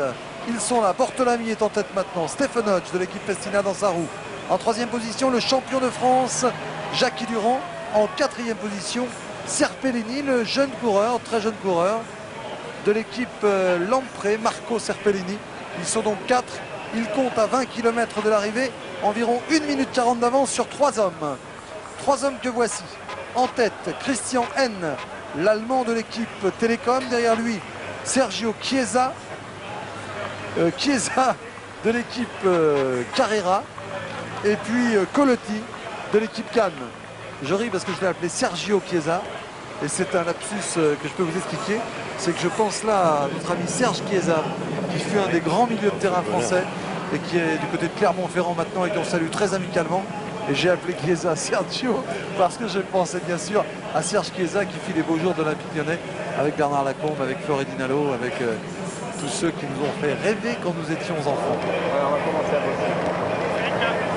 Et le peloton est derrière, donc maintenant aux 20 km avec un retard, Jean-Paul. 3 minutes et 10 secondes. Donc la situation est très claire. 4 hommes en tête avec 1,40 sur leurs 3 poursuivants et 3 minutes 10 sur le peloton. On peut dire, sans trop prendre de risques, que le vainqueur est parmi les 7 échappés. Les 3 ont une chance de revenir sur les 4, mais il serait surprenant que le peloton reprenne 3 minutes 10 en 20 km. C'est vrai, on peut le penser. Je crois que le peloton ne va sprinter que pour la 8e place. C'est 3 minutes 40 pour ces 4-là, qui ont décidément bien mené leur affaire. Ah, on appelle son directeur sportif, on commence à se poser des questions du côté de Bortolami. Je crois qu'il n'y a pas de questions à se poser, cher ami. Il faut y aller jusqu'au bout.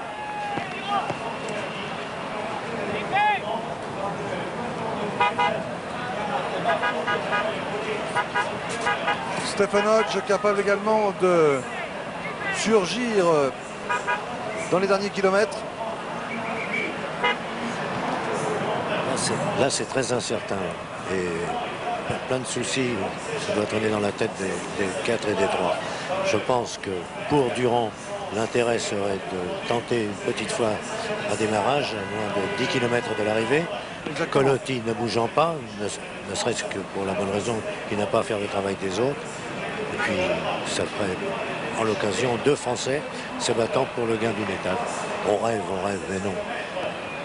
En cas d'arrivée au sprint, Bortolami est peut-être intrinsèquement le plus rapide, mais vous remarquez, fort justement Robert tout à l'heure, qu'il avait fait beaucoup d'efforts. Donc je me permettrai de donner une grosse chance à Jean-Claude Colotti également.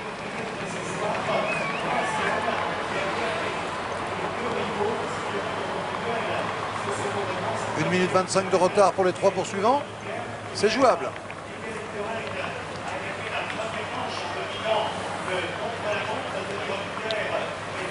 Détroit l'amène une poursuite très difficile.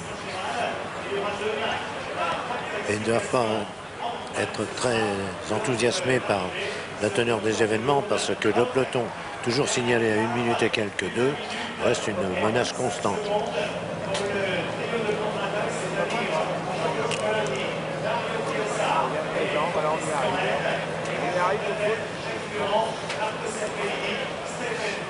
Et toujours les mêmes en tête du peloton.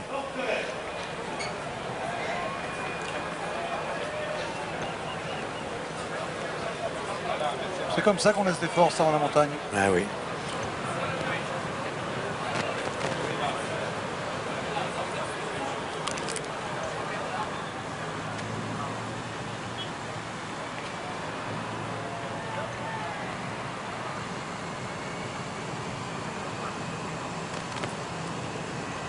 Les Castorama sont là pour surveiller les contres éventuels. Ils ont un homme devant, Jackie Durand, le champion de France. Patrick, ça revient derrière, 1,15. Bien reçu. Oui, oui, nous l'avions annoncé il y a quelques instants. Et c'est vrai que les 4 hommes de tête progressent moins vite, on le voit à l'image, que les 3 contre-attaquants.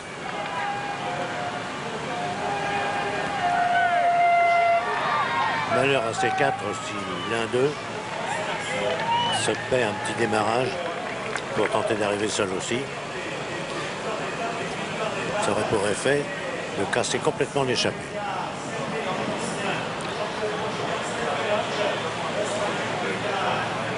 Très bon esprit dans ces 2 échappées, autant dans les 4 hommes de tête que, que chez les 3 contre-attaquants. Tout le monde fait son travail. Serpellini peut-être un tout petit peu moins devant, mais c'est légitime après tout. Il découvre.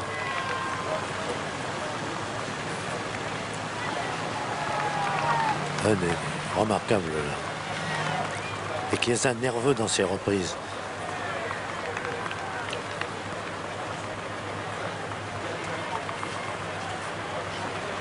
La course est en train de se jouer en ce moment. 1 minute 10, nous dit-on maintenant pour les 3 hommes. On devrait assister au regroupement dans quelques kilomètres, à 7 ou 8 kilomètres de l'arrivée peut-être, si Mario Chiesa continue encore avec Jean-Claude Colotti à assurer ce train avec Christian M, l'Allemand également. Alors qu'il y a un contre ici, un Chazal en tête de peloton.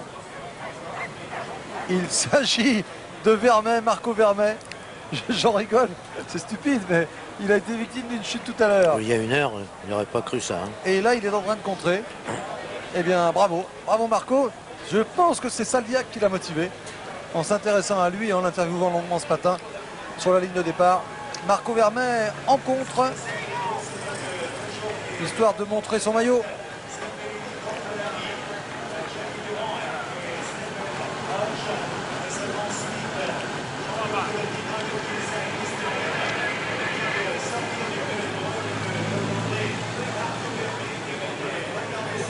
Ah oui, c'est déjà assuré 300-400 mètres.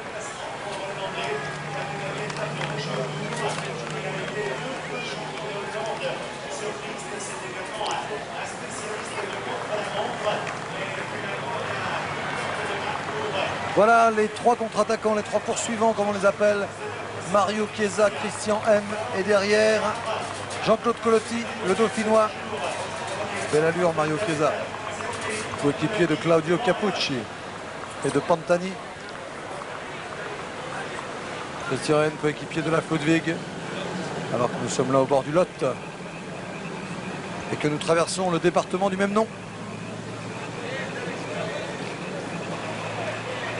Les 4 de tête. Léger ralentissement. Oui, je pense qu'il verrait d'un bon oeil le retour des 3. Enfin, d'un bon oeil peut-être pas, mais qu'ils sont résignés au retour des 3. Allez Robert, une petite victoire française quand même. Hein, oui, mais alors lequel des 2 Colotti est le plus rapide? Et de toute façon, il a encore 1 minute à combler pour apparaître en tête. Donc, très rapide. Bon poursuiteur, il peut donc partir au kilomètre ou à 2000 mètres de la ligne. Jackie Durand. Malheureusement, on sait trop peu de choses sur les autres qui l'accompagnent, savoir à propos de leur point de vitesse ou non. Donc Durand peut jouer la carte attention à Bortolami. Ah non, Bortolami au sprint est meilleur que Durand. C'est l'état de fraîcheur. Oui. Plus qu'une minute entre les 4 et les 3.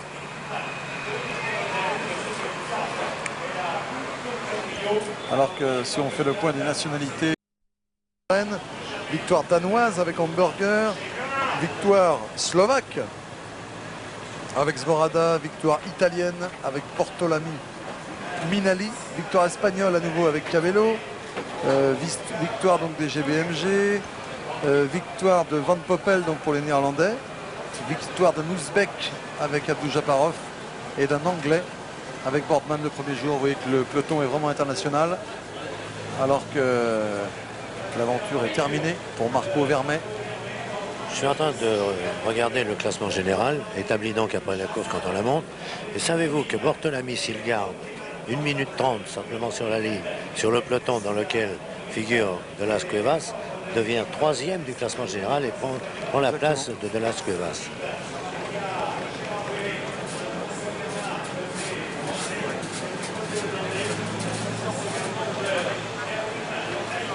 Ah oui, c'est moins vif que tout à l'heure. Et Bortolami doit choisir entre une chance d'endosser le maillot jaune ou une autre chance, c'est pile ou face, au sprint. Ah oui, le maillot jaune, il n'a aucune chance aujourd'hui. Mais c'est vrai que les circonstances de course dans les jours prochains, ça va être difficile quand même de détrôner Indurain. Alors qu'il y a là une bonification, nous sommes donc à 500 mètres du point de bonification, donc exactement à 11 km de l'arrivée, puisque la bonification est jugée à Savanac-la-Magdeleine, à 10 km 500 de l'arrivée. Et les quatre toujours ensemble, à un peu plus de 10 km de l'arrivée. J'ai l'impression que Jackie Durand prépare quelque chose. Oui, prolonger le sprint. Des petits temps de tour libre, des petits indices comme ça. Bortolami, ça va l'intéresser aussi ce sprint parce qu'il y a des bonifications, vous l'avez précisé, et deuxième ou troisième à l'arrivée également. Je rappelle que son retard au classement général sur De Las Cuevas est de 1 minute 7 secondes.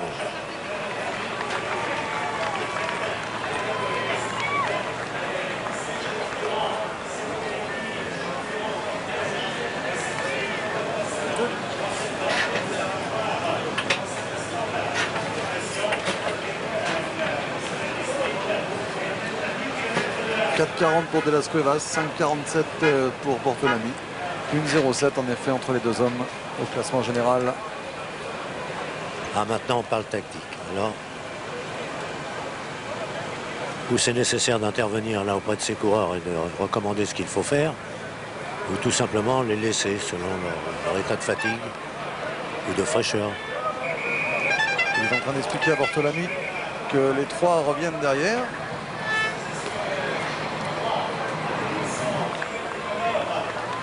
Ouais, ils sont passés juste derrière les trois, donc à moins d'1 minute maintenant. Mais il reste 10 km seulement. Les trois doivent vraiment unir leurs efforts. C'est trop tard pour les Polti là pour emmener le sprint pour Abdou Japarov. Hein. Patrick, oui. Alors que Gianluca Bortolami vient d'être victime d'une crevaison pratiquement sous le panneau des 10 km. Aïe. Nous sommes sur le panneau des 10 km avec les trois hommes. Ça, c'est vraiment le coup dur.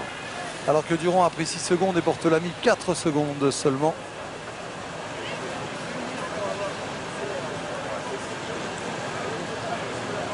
Pour Bortolami, il faut que le changement de roue soit vite fait.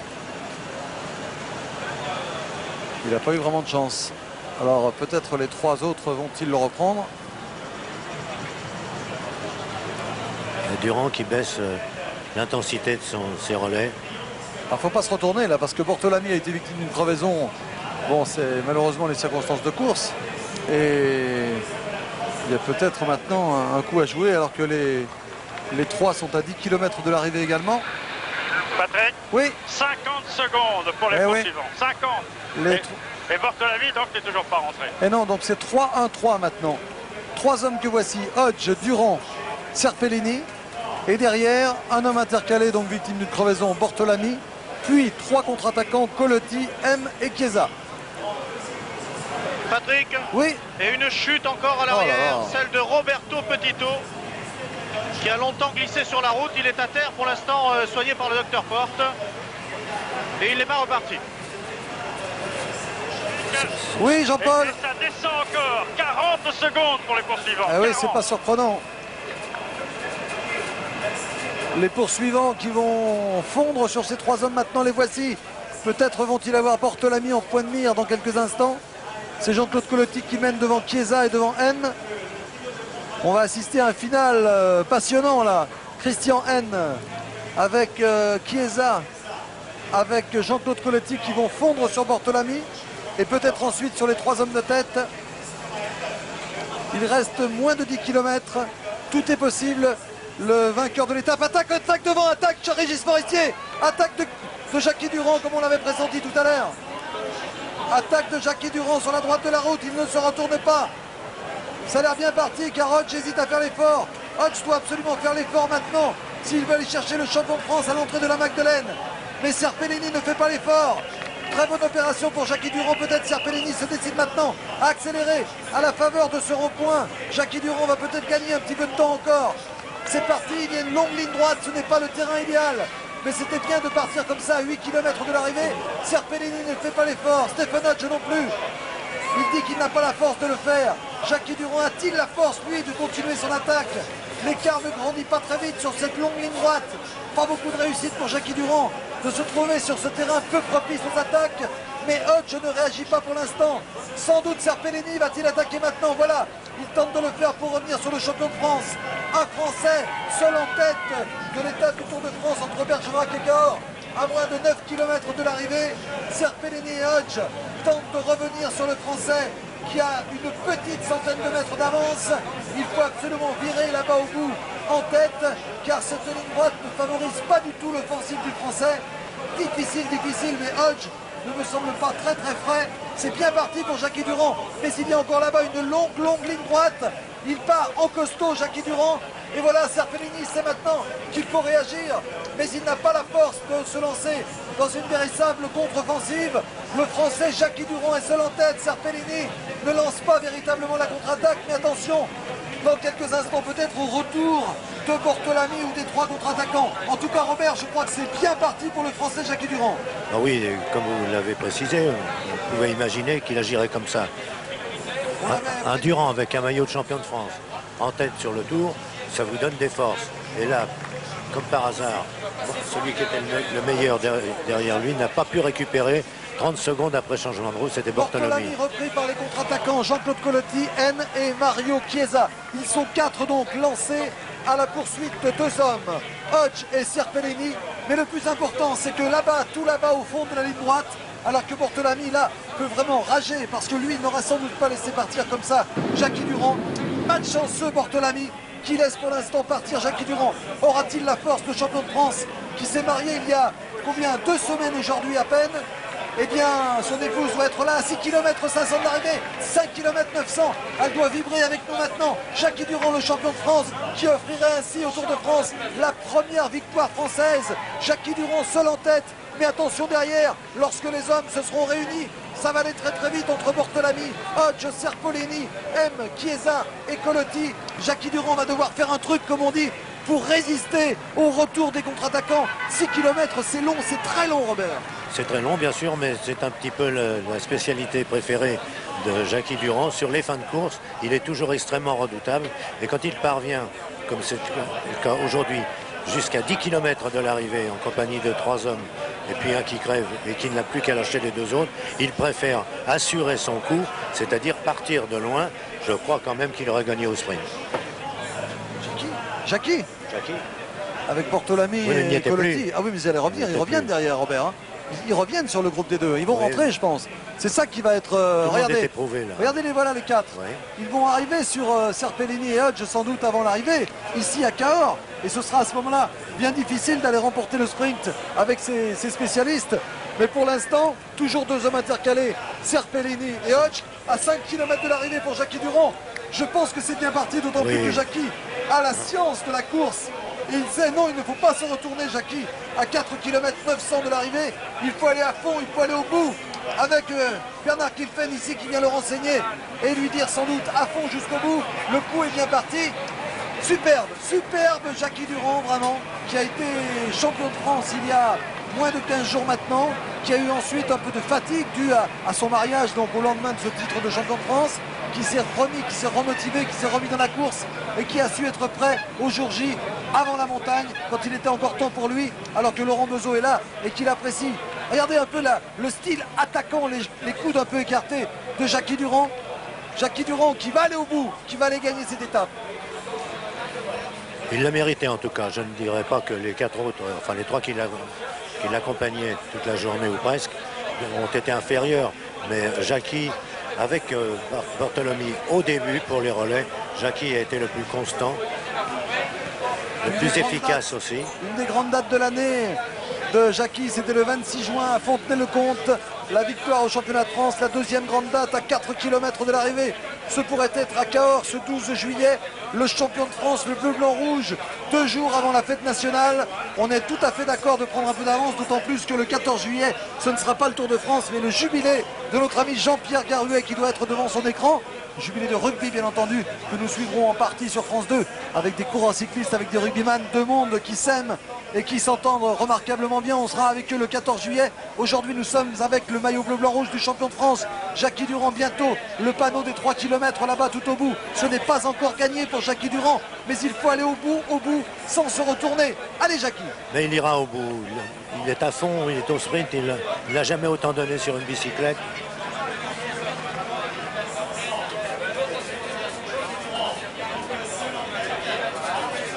Là c'est bon, là il va y arriver. Bernard Vallet va l'encourager sans doute lorsqu'il passera à sa hauteur.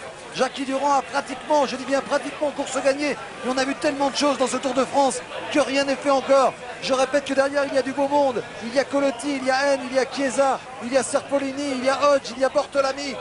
Alors que les hommes s'organisent encore derrière. Regardez le travail de Haine avec Colotti dans sa roue. Top pour les 3 km pour le Français alors qu'il est 16 h seulement. Et que c'est avec beaucoup d'avance.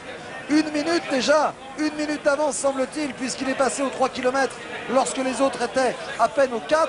C'est dire qu'à notre avis, alors que le Diablo est là au bord de la route comme chaque jour, Jackie Durand va nous offrir la première victoire française. Et de quelle manière, comme vous dites Robert. Oui, c'est gagné maintenant. Jackie Durand ne peut plus être rejoint sans doute, sauf incident mécanique, incident technique. Jackie Durand ici à Cahors, devant un public très coloré, très nombreux, qui souffre de la chaleur mais qui va oublier tout ce qu'il a enduré cet après-midi, tout comme Jackie Durand va oublier ses souffrances. Victoire française sur le Tour de France, on la tient, on l'a après 8 jours de course. Jackie Durand va sans doute remporter la première victoire française avec un maillot de champion de France sur les épaules, c'est superbe. Ah, il est allé la chercher cette victoire et même s'il peine beaucoup, attendez-vous à le voir d'aller d'un côté de la route à l'autre dans la traversée de Cahors avec cette montée vers la ligne d'arrivée. Chapeau. Parce qu'un finisseur de cette qualité, on n'en rencontre pas tous les jours. Jean-Paul Olivier est déjà prêt alors que Jackie est à bientôt 2 km de l'arrivée, que ses poursuivants, ses contre-attaquants sont maintenant à 3 km. Eh bien, Jean-Paul Olivier est prêt à recueillir dans quelques instants les impressions d'un champion de France vainqueur d'étape. Ça doit être bon pour lui maintenant, il est à 2 km de l'arrivée. 2 km de l'arrivée pour Jackie Durand qui donne tout, qui souffre terriblement. Mais la victoire, seule la victoire est belle, seule la victoire effacera ses souffrances. Il relance ici encore, il se met en danseuse le Français. Ça va faire plaisir à beaucoup de monde. On n'a jamais vu un coureur remporter un championnat de France et avoir aussitôt autant de témoignages de sympathie. Tout le peloton français avait fondu sur lui après l'arrivée pour le féliciter. Tous ses adversaires des autres équipes étaient venus lui taper sur l'épaule, sur l'arrière de la tête pour lui dire: Jackie, tu fais honneur à ton titre de champion de France. On est heureux que tu sois champion. Jamais on n'avait vu ça dans un championnat de France. Jackie Durand, 1 minute 12 sur ses poursuivants. C'est fait, Jackie. Victoire française sur le Tour. Bon, c'est pas du chauvinisme, on n'en avait pas une depuis 8 jours. On est bien content quand même. Et on sait que le public partage notre joie quand un de ses représentants réussit à l'emporter, surtout d'une si belle manière, Robert. Et un maillot de champion de France sur le dos, rappelons-le, ce n'est pas un cocorico pour autant. Mais ça devrait... Ça devrait inspirer pas mal de ces jeunes Français qui hésitent à sortir du peloton, qui hésitent à se montrer, craignant que sur la fin de course, on les retrouve complètement largués, lavés, etc. Alors Jackie, professeur en l'occurrence, finit comme il le peut. Et Jackie Durand qui va donc remporter une victoire d'étape. Jackie Durand qui est en train de se faire un formidable palmarès, puisqu'il a remporté, vous vous en souvenez, le Tour des Flandres, puisqu'il a été 2 fois champion de France. Il inscrit maintenant son nom au palmarès du Tour de France Jackie Durand, superbe champion. On lui disait que c'était l'homme d'une victoire par an. Eh bien cette année, c'est déjà 2 victoires dans l'année. Et quelle victoire! Une victoire d'étape dans le Tour de France, un titre de champion de France. Jackie Durand, bravo! Superbe Jackie, ça fera plaisir encore à tous les supporters de Jackie Durand, mais également à tous les Mayennais. Tiens, une pensée pour Marc Madiot qui doit être bien heureux au micro d'Europe pour son copain Jacques, vainqueur du Tour des Flandres en 92, vainqueur du Grand Prix d'Isberg en 91, champion de France en 93, champion de France en 94, vainqueur d'étape sur le Tour de France en 94. On va pouvoir le dire dans quelques dizaines de mètres. Jackie Durand qui reçoit l'ovation du public de Cahors. Jackie Durand, champion de France il y a 15 jours maintenant, vainqueur d'étape aujourd'hui sur le Tour de France. C'est une belle journée pour le cyclisme français. Bravo Jackie, bravo et merci. C'est vrai, merci, mais je le répète, que les autres s'inspirent. C'est le tour d'honneur du champion de France. Il referme son maillot, il ajuste ses lunettes. Il va lever les bras bien haut dans le ciel. Jackie Durand, 2 victoires superbes en 15 jours. Le champion de France, vainqueur à Cahors. Bravo Jackie, superbe Jackie Durand qui va rejoindre Jean-Paul Olivier. Alors que derrière, on va lutter maintenant seulement, j'allais dire, pour la 2e place. Une 2e place qui pourrait peut-être, alors que Mario Chiesa est repris ici et Serpellini est-il repris également? Eh bien, pour l'instant, on ne le voit pas parmi ces 4. Il doit être encore un peu plus loin là-bas. Jackie, oui. On va voir Serpellini, on va voir Hodge. Ils sont 2 pour une 2e place, mais pour l'instant, on va assister donc au retour de Jean-Claude Colletti là-bas au fond avec N. Mario Chiesa est lâché. Ça va être difficile pour Hodge et pour Serpellini, car Bortolami revient très fort. Nous sommes à 200 mètres de l'arrivée pour une 2e place d'étape dans le Tour de France. Ça compte une 2e place. Il va falloir aller la chercher. Un peu juste également Jean-Claude Colletti. Serpellini qui rentre dans l'histoire du Tour de France également. Absolument inconnu pour l'instant Serpellini ici, ancien champion du monde junior. Hodge 3e, Bortolami 4e, N 5e, 6e de l'étape. Jean-Claude Colletti le français avec, il faut le souligner, une merveilleuse performance d'équipe des Castorama. Travail formidable de Cyril Guimard qui a 3 coureurs dans les 6 premiers du classement général, alors que Mario Chiesa s'offre maintenant également un accessite. Les Castorama, 3 Français dans les 6 premiers du classement général Casto et le vainqueur d'étape Jackie Durand au micro de Jean-Paul Olivier. Oui, alors Jackie Durand, lorsque vous avez attaqué, est-ce que vous avez constaté qu'il y avait une mésentente entre vos deux coéquipiers, enfin vos 2 coéquipiers d'un jour, si j'ose dire? Disons que dans le final, il y avait Serpellini qui me semblait assez fort, mais Hodge roulait vraiment dedans depuis 40 bornes. Je ne savais pas s'il jouait l'intox ou vraiment il était cuit, et à mon avis, il est cuit. J'ai profité que Serpellini soit un peu bloqué pour attaquer sur la droite, et je pense que tout seul, j'allais beaucoup plus vite qu'à 3. Alors, vous avez peut-être été incité à l'action par la crevaison de Bortolami. Je crois qu'il a fait une très grosse erreur. C'était le coureur dont je craignais le plus, malgré qu'il ait fait le plus gros du travail dans l'échappée. Et je crois qu'il a cassé un rayon dans le final. Son directeur sportif lui a demandé d'arrêter pour changer la roue, pensant que derrière ça allait revenir. Et je crois que lui ne voulait pas, et je crois que c'était son erreur. Vous n'avez jamais été inquiété à un certain moment lorsque l'écart décroissait un peu? Non, parce que bon, je savais que Bortolami était classé au général, mais il n'était pas vraiment dangereux pour le classement général. Donc le but des Banesto était de le laisser à moins de 3 minutes. Et c'était le principal. Alors vous nous l'avez fait en champion de France, en quelque sorte, au championnat de France à Fontenay-le-Comte. Vous êtes parti comme ça sur la fin. Vous êtes un excellent finisseur. Moi je crois que j'ai adopté différentes tactiques. J'attaque à 200 bornes, là, au championnat de France à 1 km, là à 10 bornes. Donc bon, c'est un exercice qui me plaît. Dites-moi, tous les jours vous avez cherché après la victoire, hein? Elle est enfin venue, c'est une belle récompense. Je savais que jusqu'à Hautacam j'avais des cartes à jouer. Bon, je crois que j'ai été présent pratiquement toutes les étapes du Tour de France. Il n'y a qu'en Angleterre où je ne me sentais pas du tout dans le Tour de France. Et dès que je suis arrivé sur le territoire français, j'avais vraiment envie de montrer ce maillot. Je suis passé à l'attaque maintes et maintes fois, ça n'a jamais réussi et il fallait qu'un jour ça réussisse. Ça va être la fête dans la Mayenne, mais aussi en France, puisque vous portez le maillot de champion de France quand même. Ce sera la fête dans la Mayenne où je suis né, ce sera la fête dans le Limousin où je suis maintenant, et je crois que ce sera la fête de tous les Français. Voilà, c'est une bonne conclusion. Merci Jackie Durand. Ça nous fait plaisir d'entendre Jackie comme ça et d'avoir ce visage épanoui de bonheur dans cette belle ville de Cahors, alors que derrière Serpellini a tapé sur son guidon de rage, car il s'est aperçu qu'il était frais dans ce final. Et lorsqu'il franchit la ligne en 2e position, ça restera un beau souvenir, une 2e place dans une étape du Tour. Mais regardez-le, il va taper sur son guidon, mince, à côté de son guidon d'ailleurs, mince, pour dire pour dire combien il a l'impression de passer à côté d'un bon coup, alors que j'ai vu Abdou Japarov remporter le sprint du peloton devant Zvorada, et que je crois que Magnin a fait 3e du sprint, donc 10e de l'étape. Tiens, on va le vérifier tout de suite. Je vois pas de Magnin pour l'instant, je me suis peut-être trompé. Ah si, il revient là en 5e position avec voilà, Abdou Japarov donc à la lutte contre Zvorada. Et regardez Magnin, pour l'instant il est enfermé là. Je crois qu'il va faire l'extérieur pour venir à la 3e place. Il n'a pas d'autre solution. Là. Regardez, il fait l'extérieur à gauche de votre écran. Ah non, il doit faire 4 plutôt. Hein. C'est pas suffisant. Quelle belle ville, quelle belle région. On vous l'a dit, on vous le répète. On a vécu une belle journée, à plus de 44, 137 de moyenne, une victoire française, une 2e place pour une révélation Serpellini, dont on aura l'occasion de reparler. Jean Mamère nous en parlera sans doute dans le résumé du journal du Tour tout à l'heure. Alors qu'on revoit ici le sprint du peloton, c'est Francis Moreau qui avait lancé le sprint avec sa grande carcasse là et son maillot blanc de l'équipe Gann. Abdou Japarov contre Zvorada. Abdou Japarov qui est toujours aussi tumultueux dans sa ligne, si je puis dire. C'est incroyable. Il couche son vélo à un tel angle qu'on se demande comment les pédales ne traînent pas par terre et comment il peut tenir de cette manière. Ah, Magnin doit faire 4. Hein. Je crois que Magnin fait 4 et c'est peut-être Martinello qui fait 3.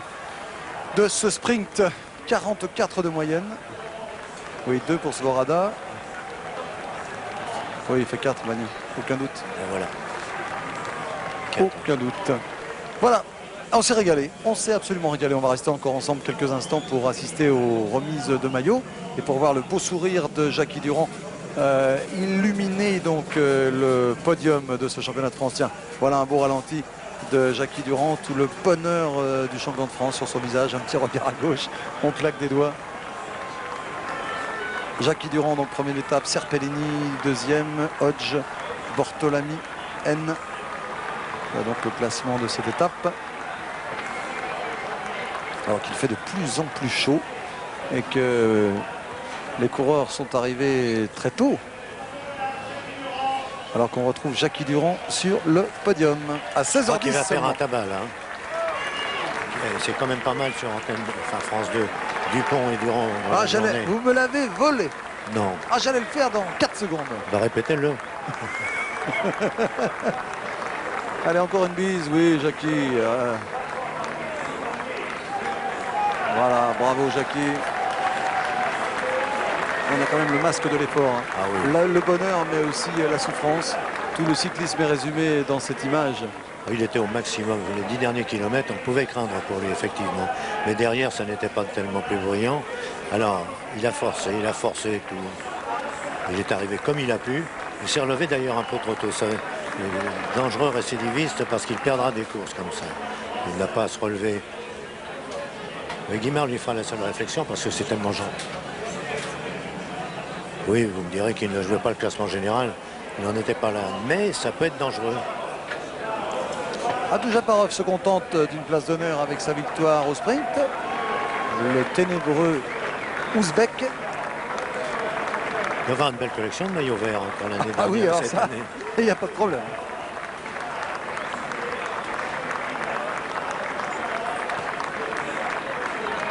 Abdou Japarov, maillot vert. Et ben on rentrera pas bredouille, c'est déjà ça, parce que l'an passé on avait battu le record par le bas avec une seule victoire d'étape française avec Pascal Lino. Et bien là, dès avant la montagne, Jackie Durand rassure tout le monde. Il y a plutôt cette victoire dans le temps par rapport à ça. Oui, ça compte dans le Tour, c'est comme le Tour de France après tout. Je pense bien. Alors là, on lance un petit appel pour demain à Virenque, à Hervé, à Las Cuevas, à d'autres grimpeurs français qui se connaissent mieux que nous les connaissons. À vous de jouer. Hein. À Luc Leblanc. À Luc Leblanc. Qui habite dans le Limousin comme Jackie Durand.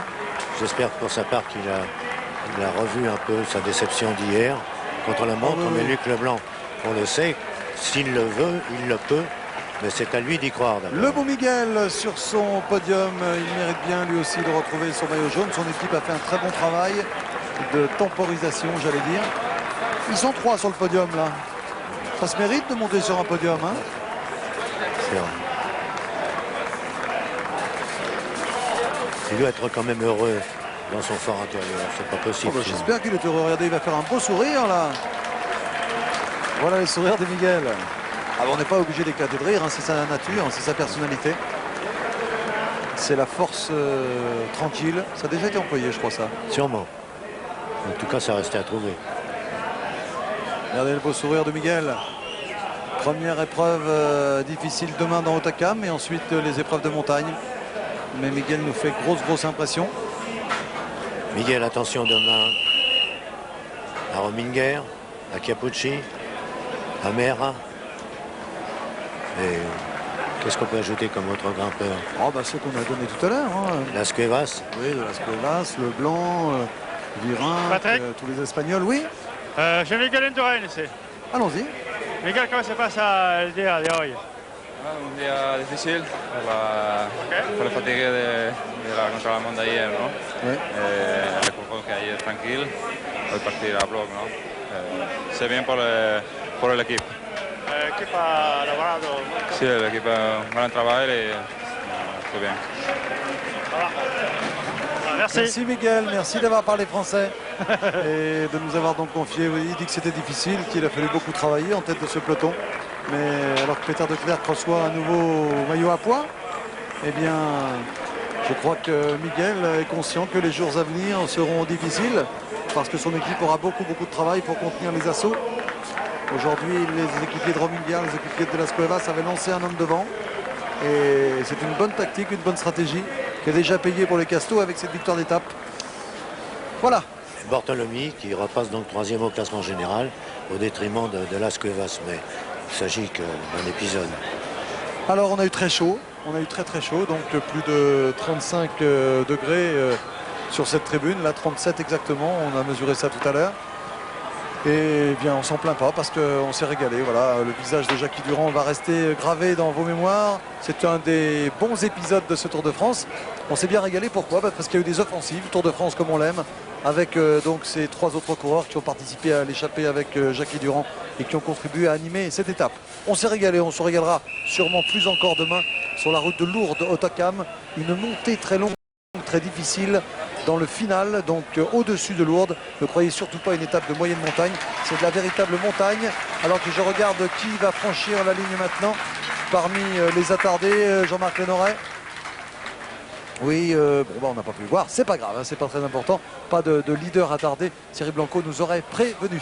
Vous avez rendez-vous avec Gérard Rolls dans quelques instants pour Vélo Club. Gérard Rolls qui recevra comme chaque jour tous les héros du jour. Et je suis certain que Jackie Durand, le champion de France, viendra lui confier sa joie. Ce soir, c'est le journal du Tour avec Pierre Salviac, avec Thierry Blanco, Jean-Louis Calmejane, Claude Aymar, Jean-Paul Olivier, avec des coureurs qui franchissent encore la ligne maintenant. Et le rendez-vous, eh c'est demain pour le direct dès 13h50. Ne manquez pas l'étape de Lourdes-Hautacam.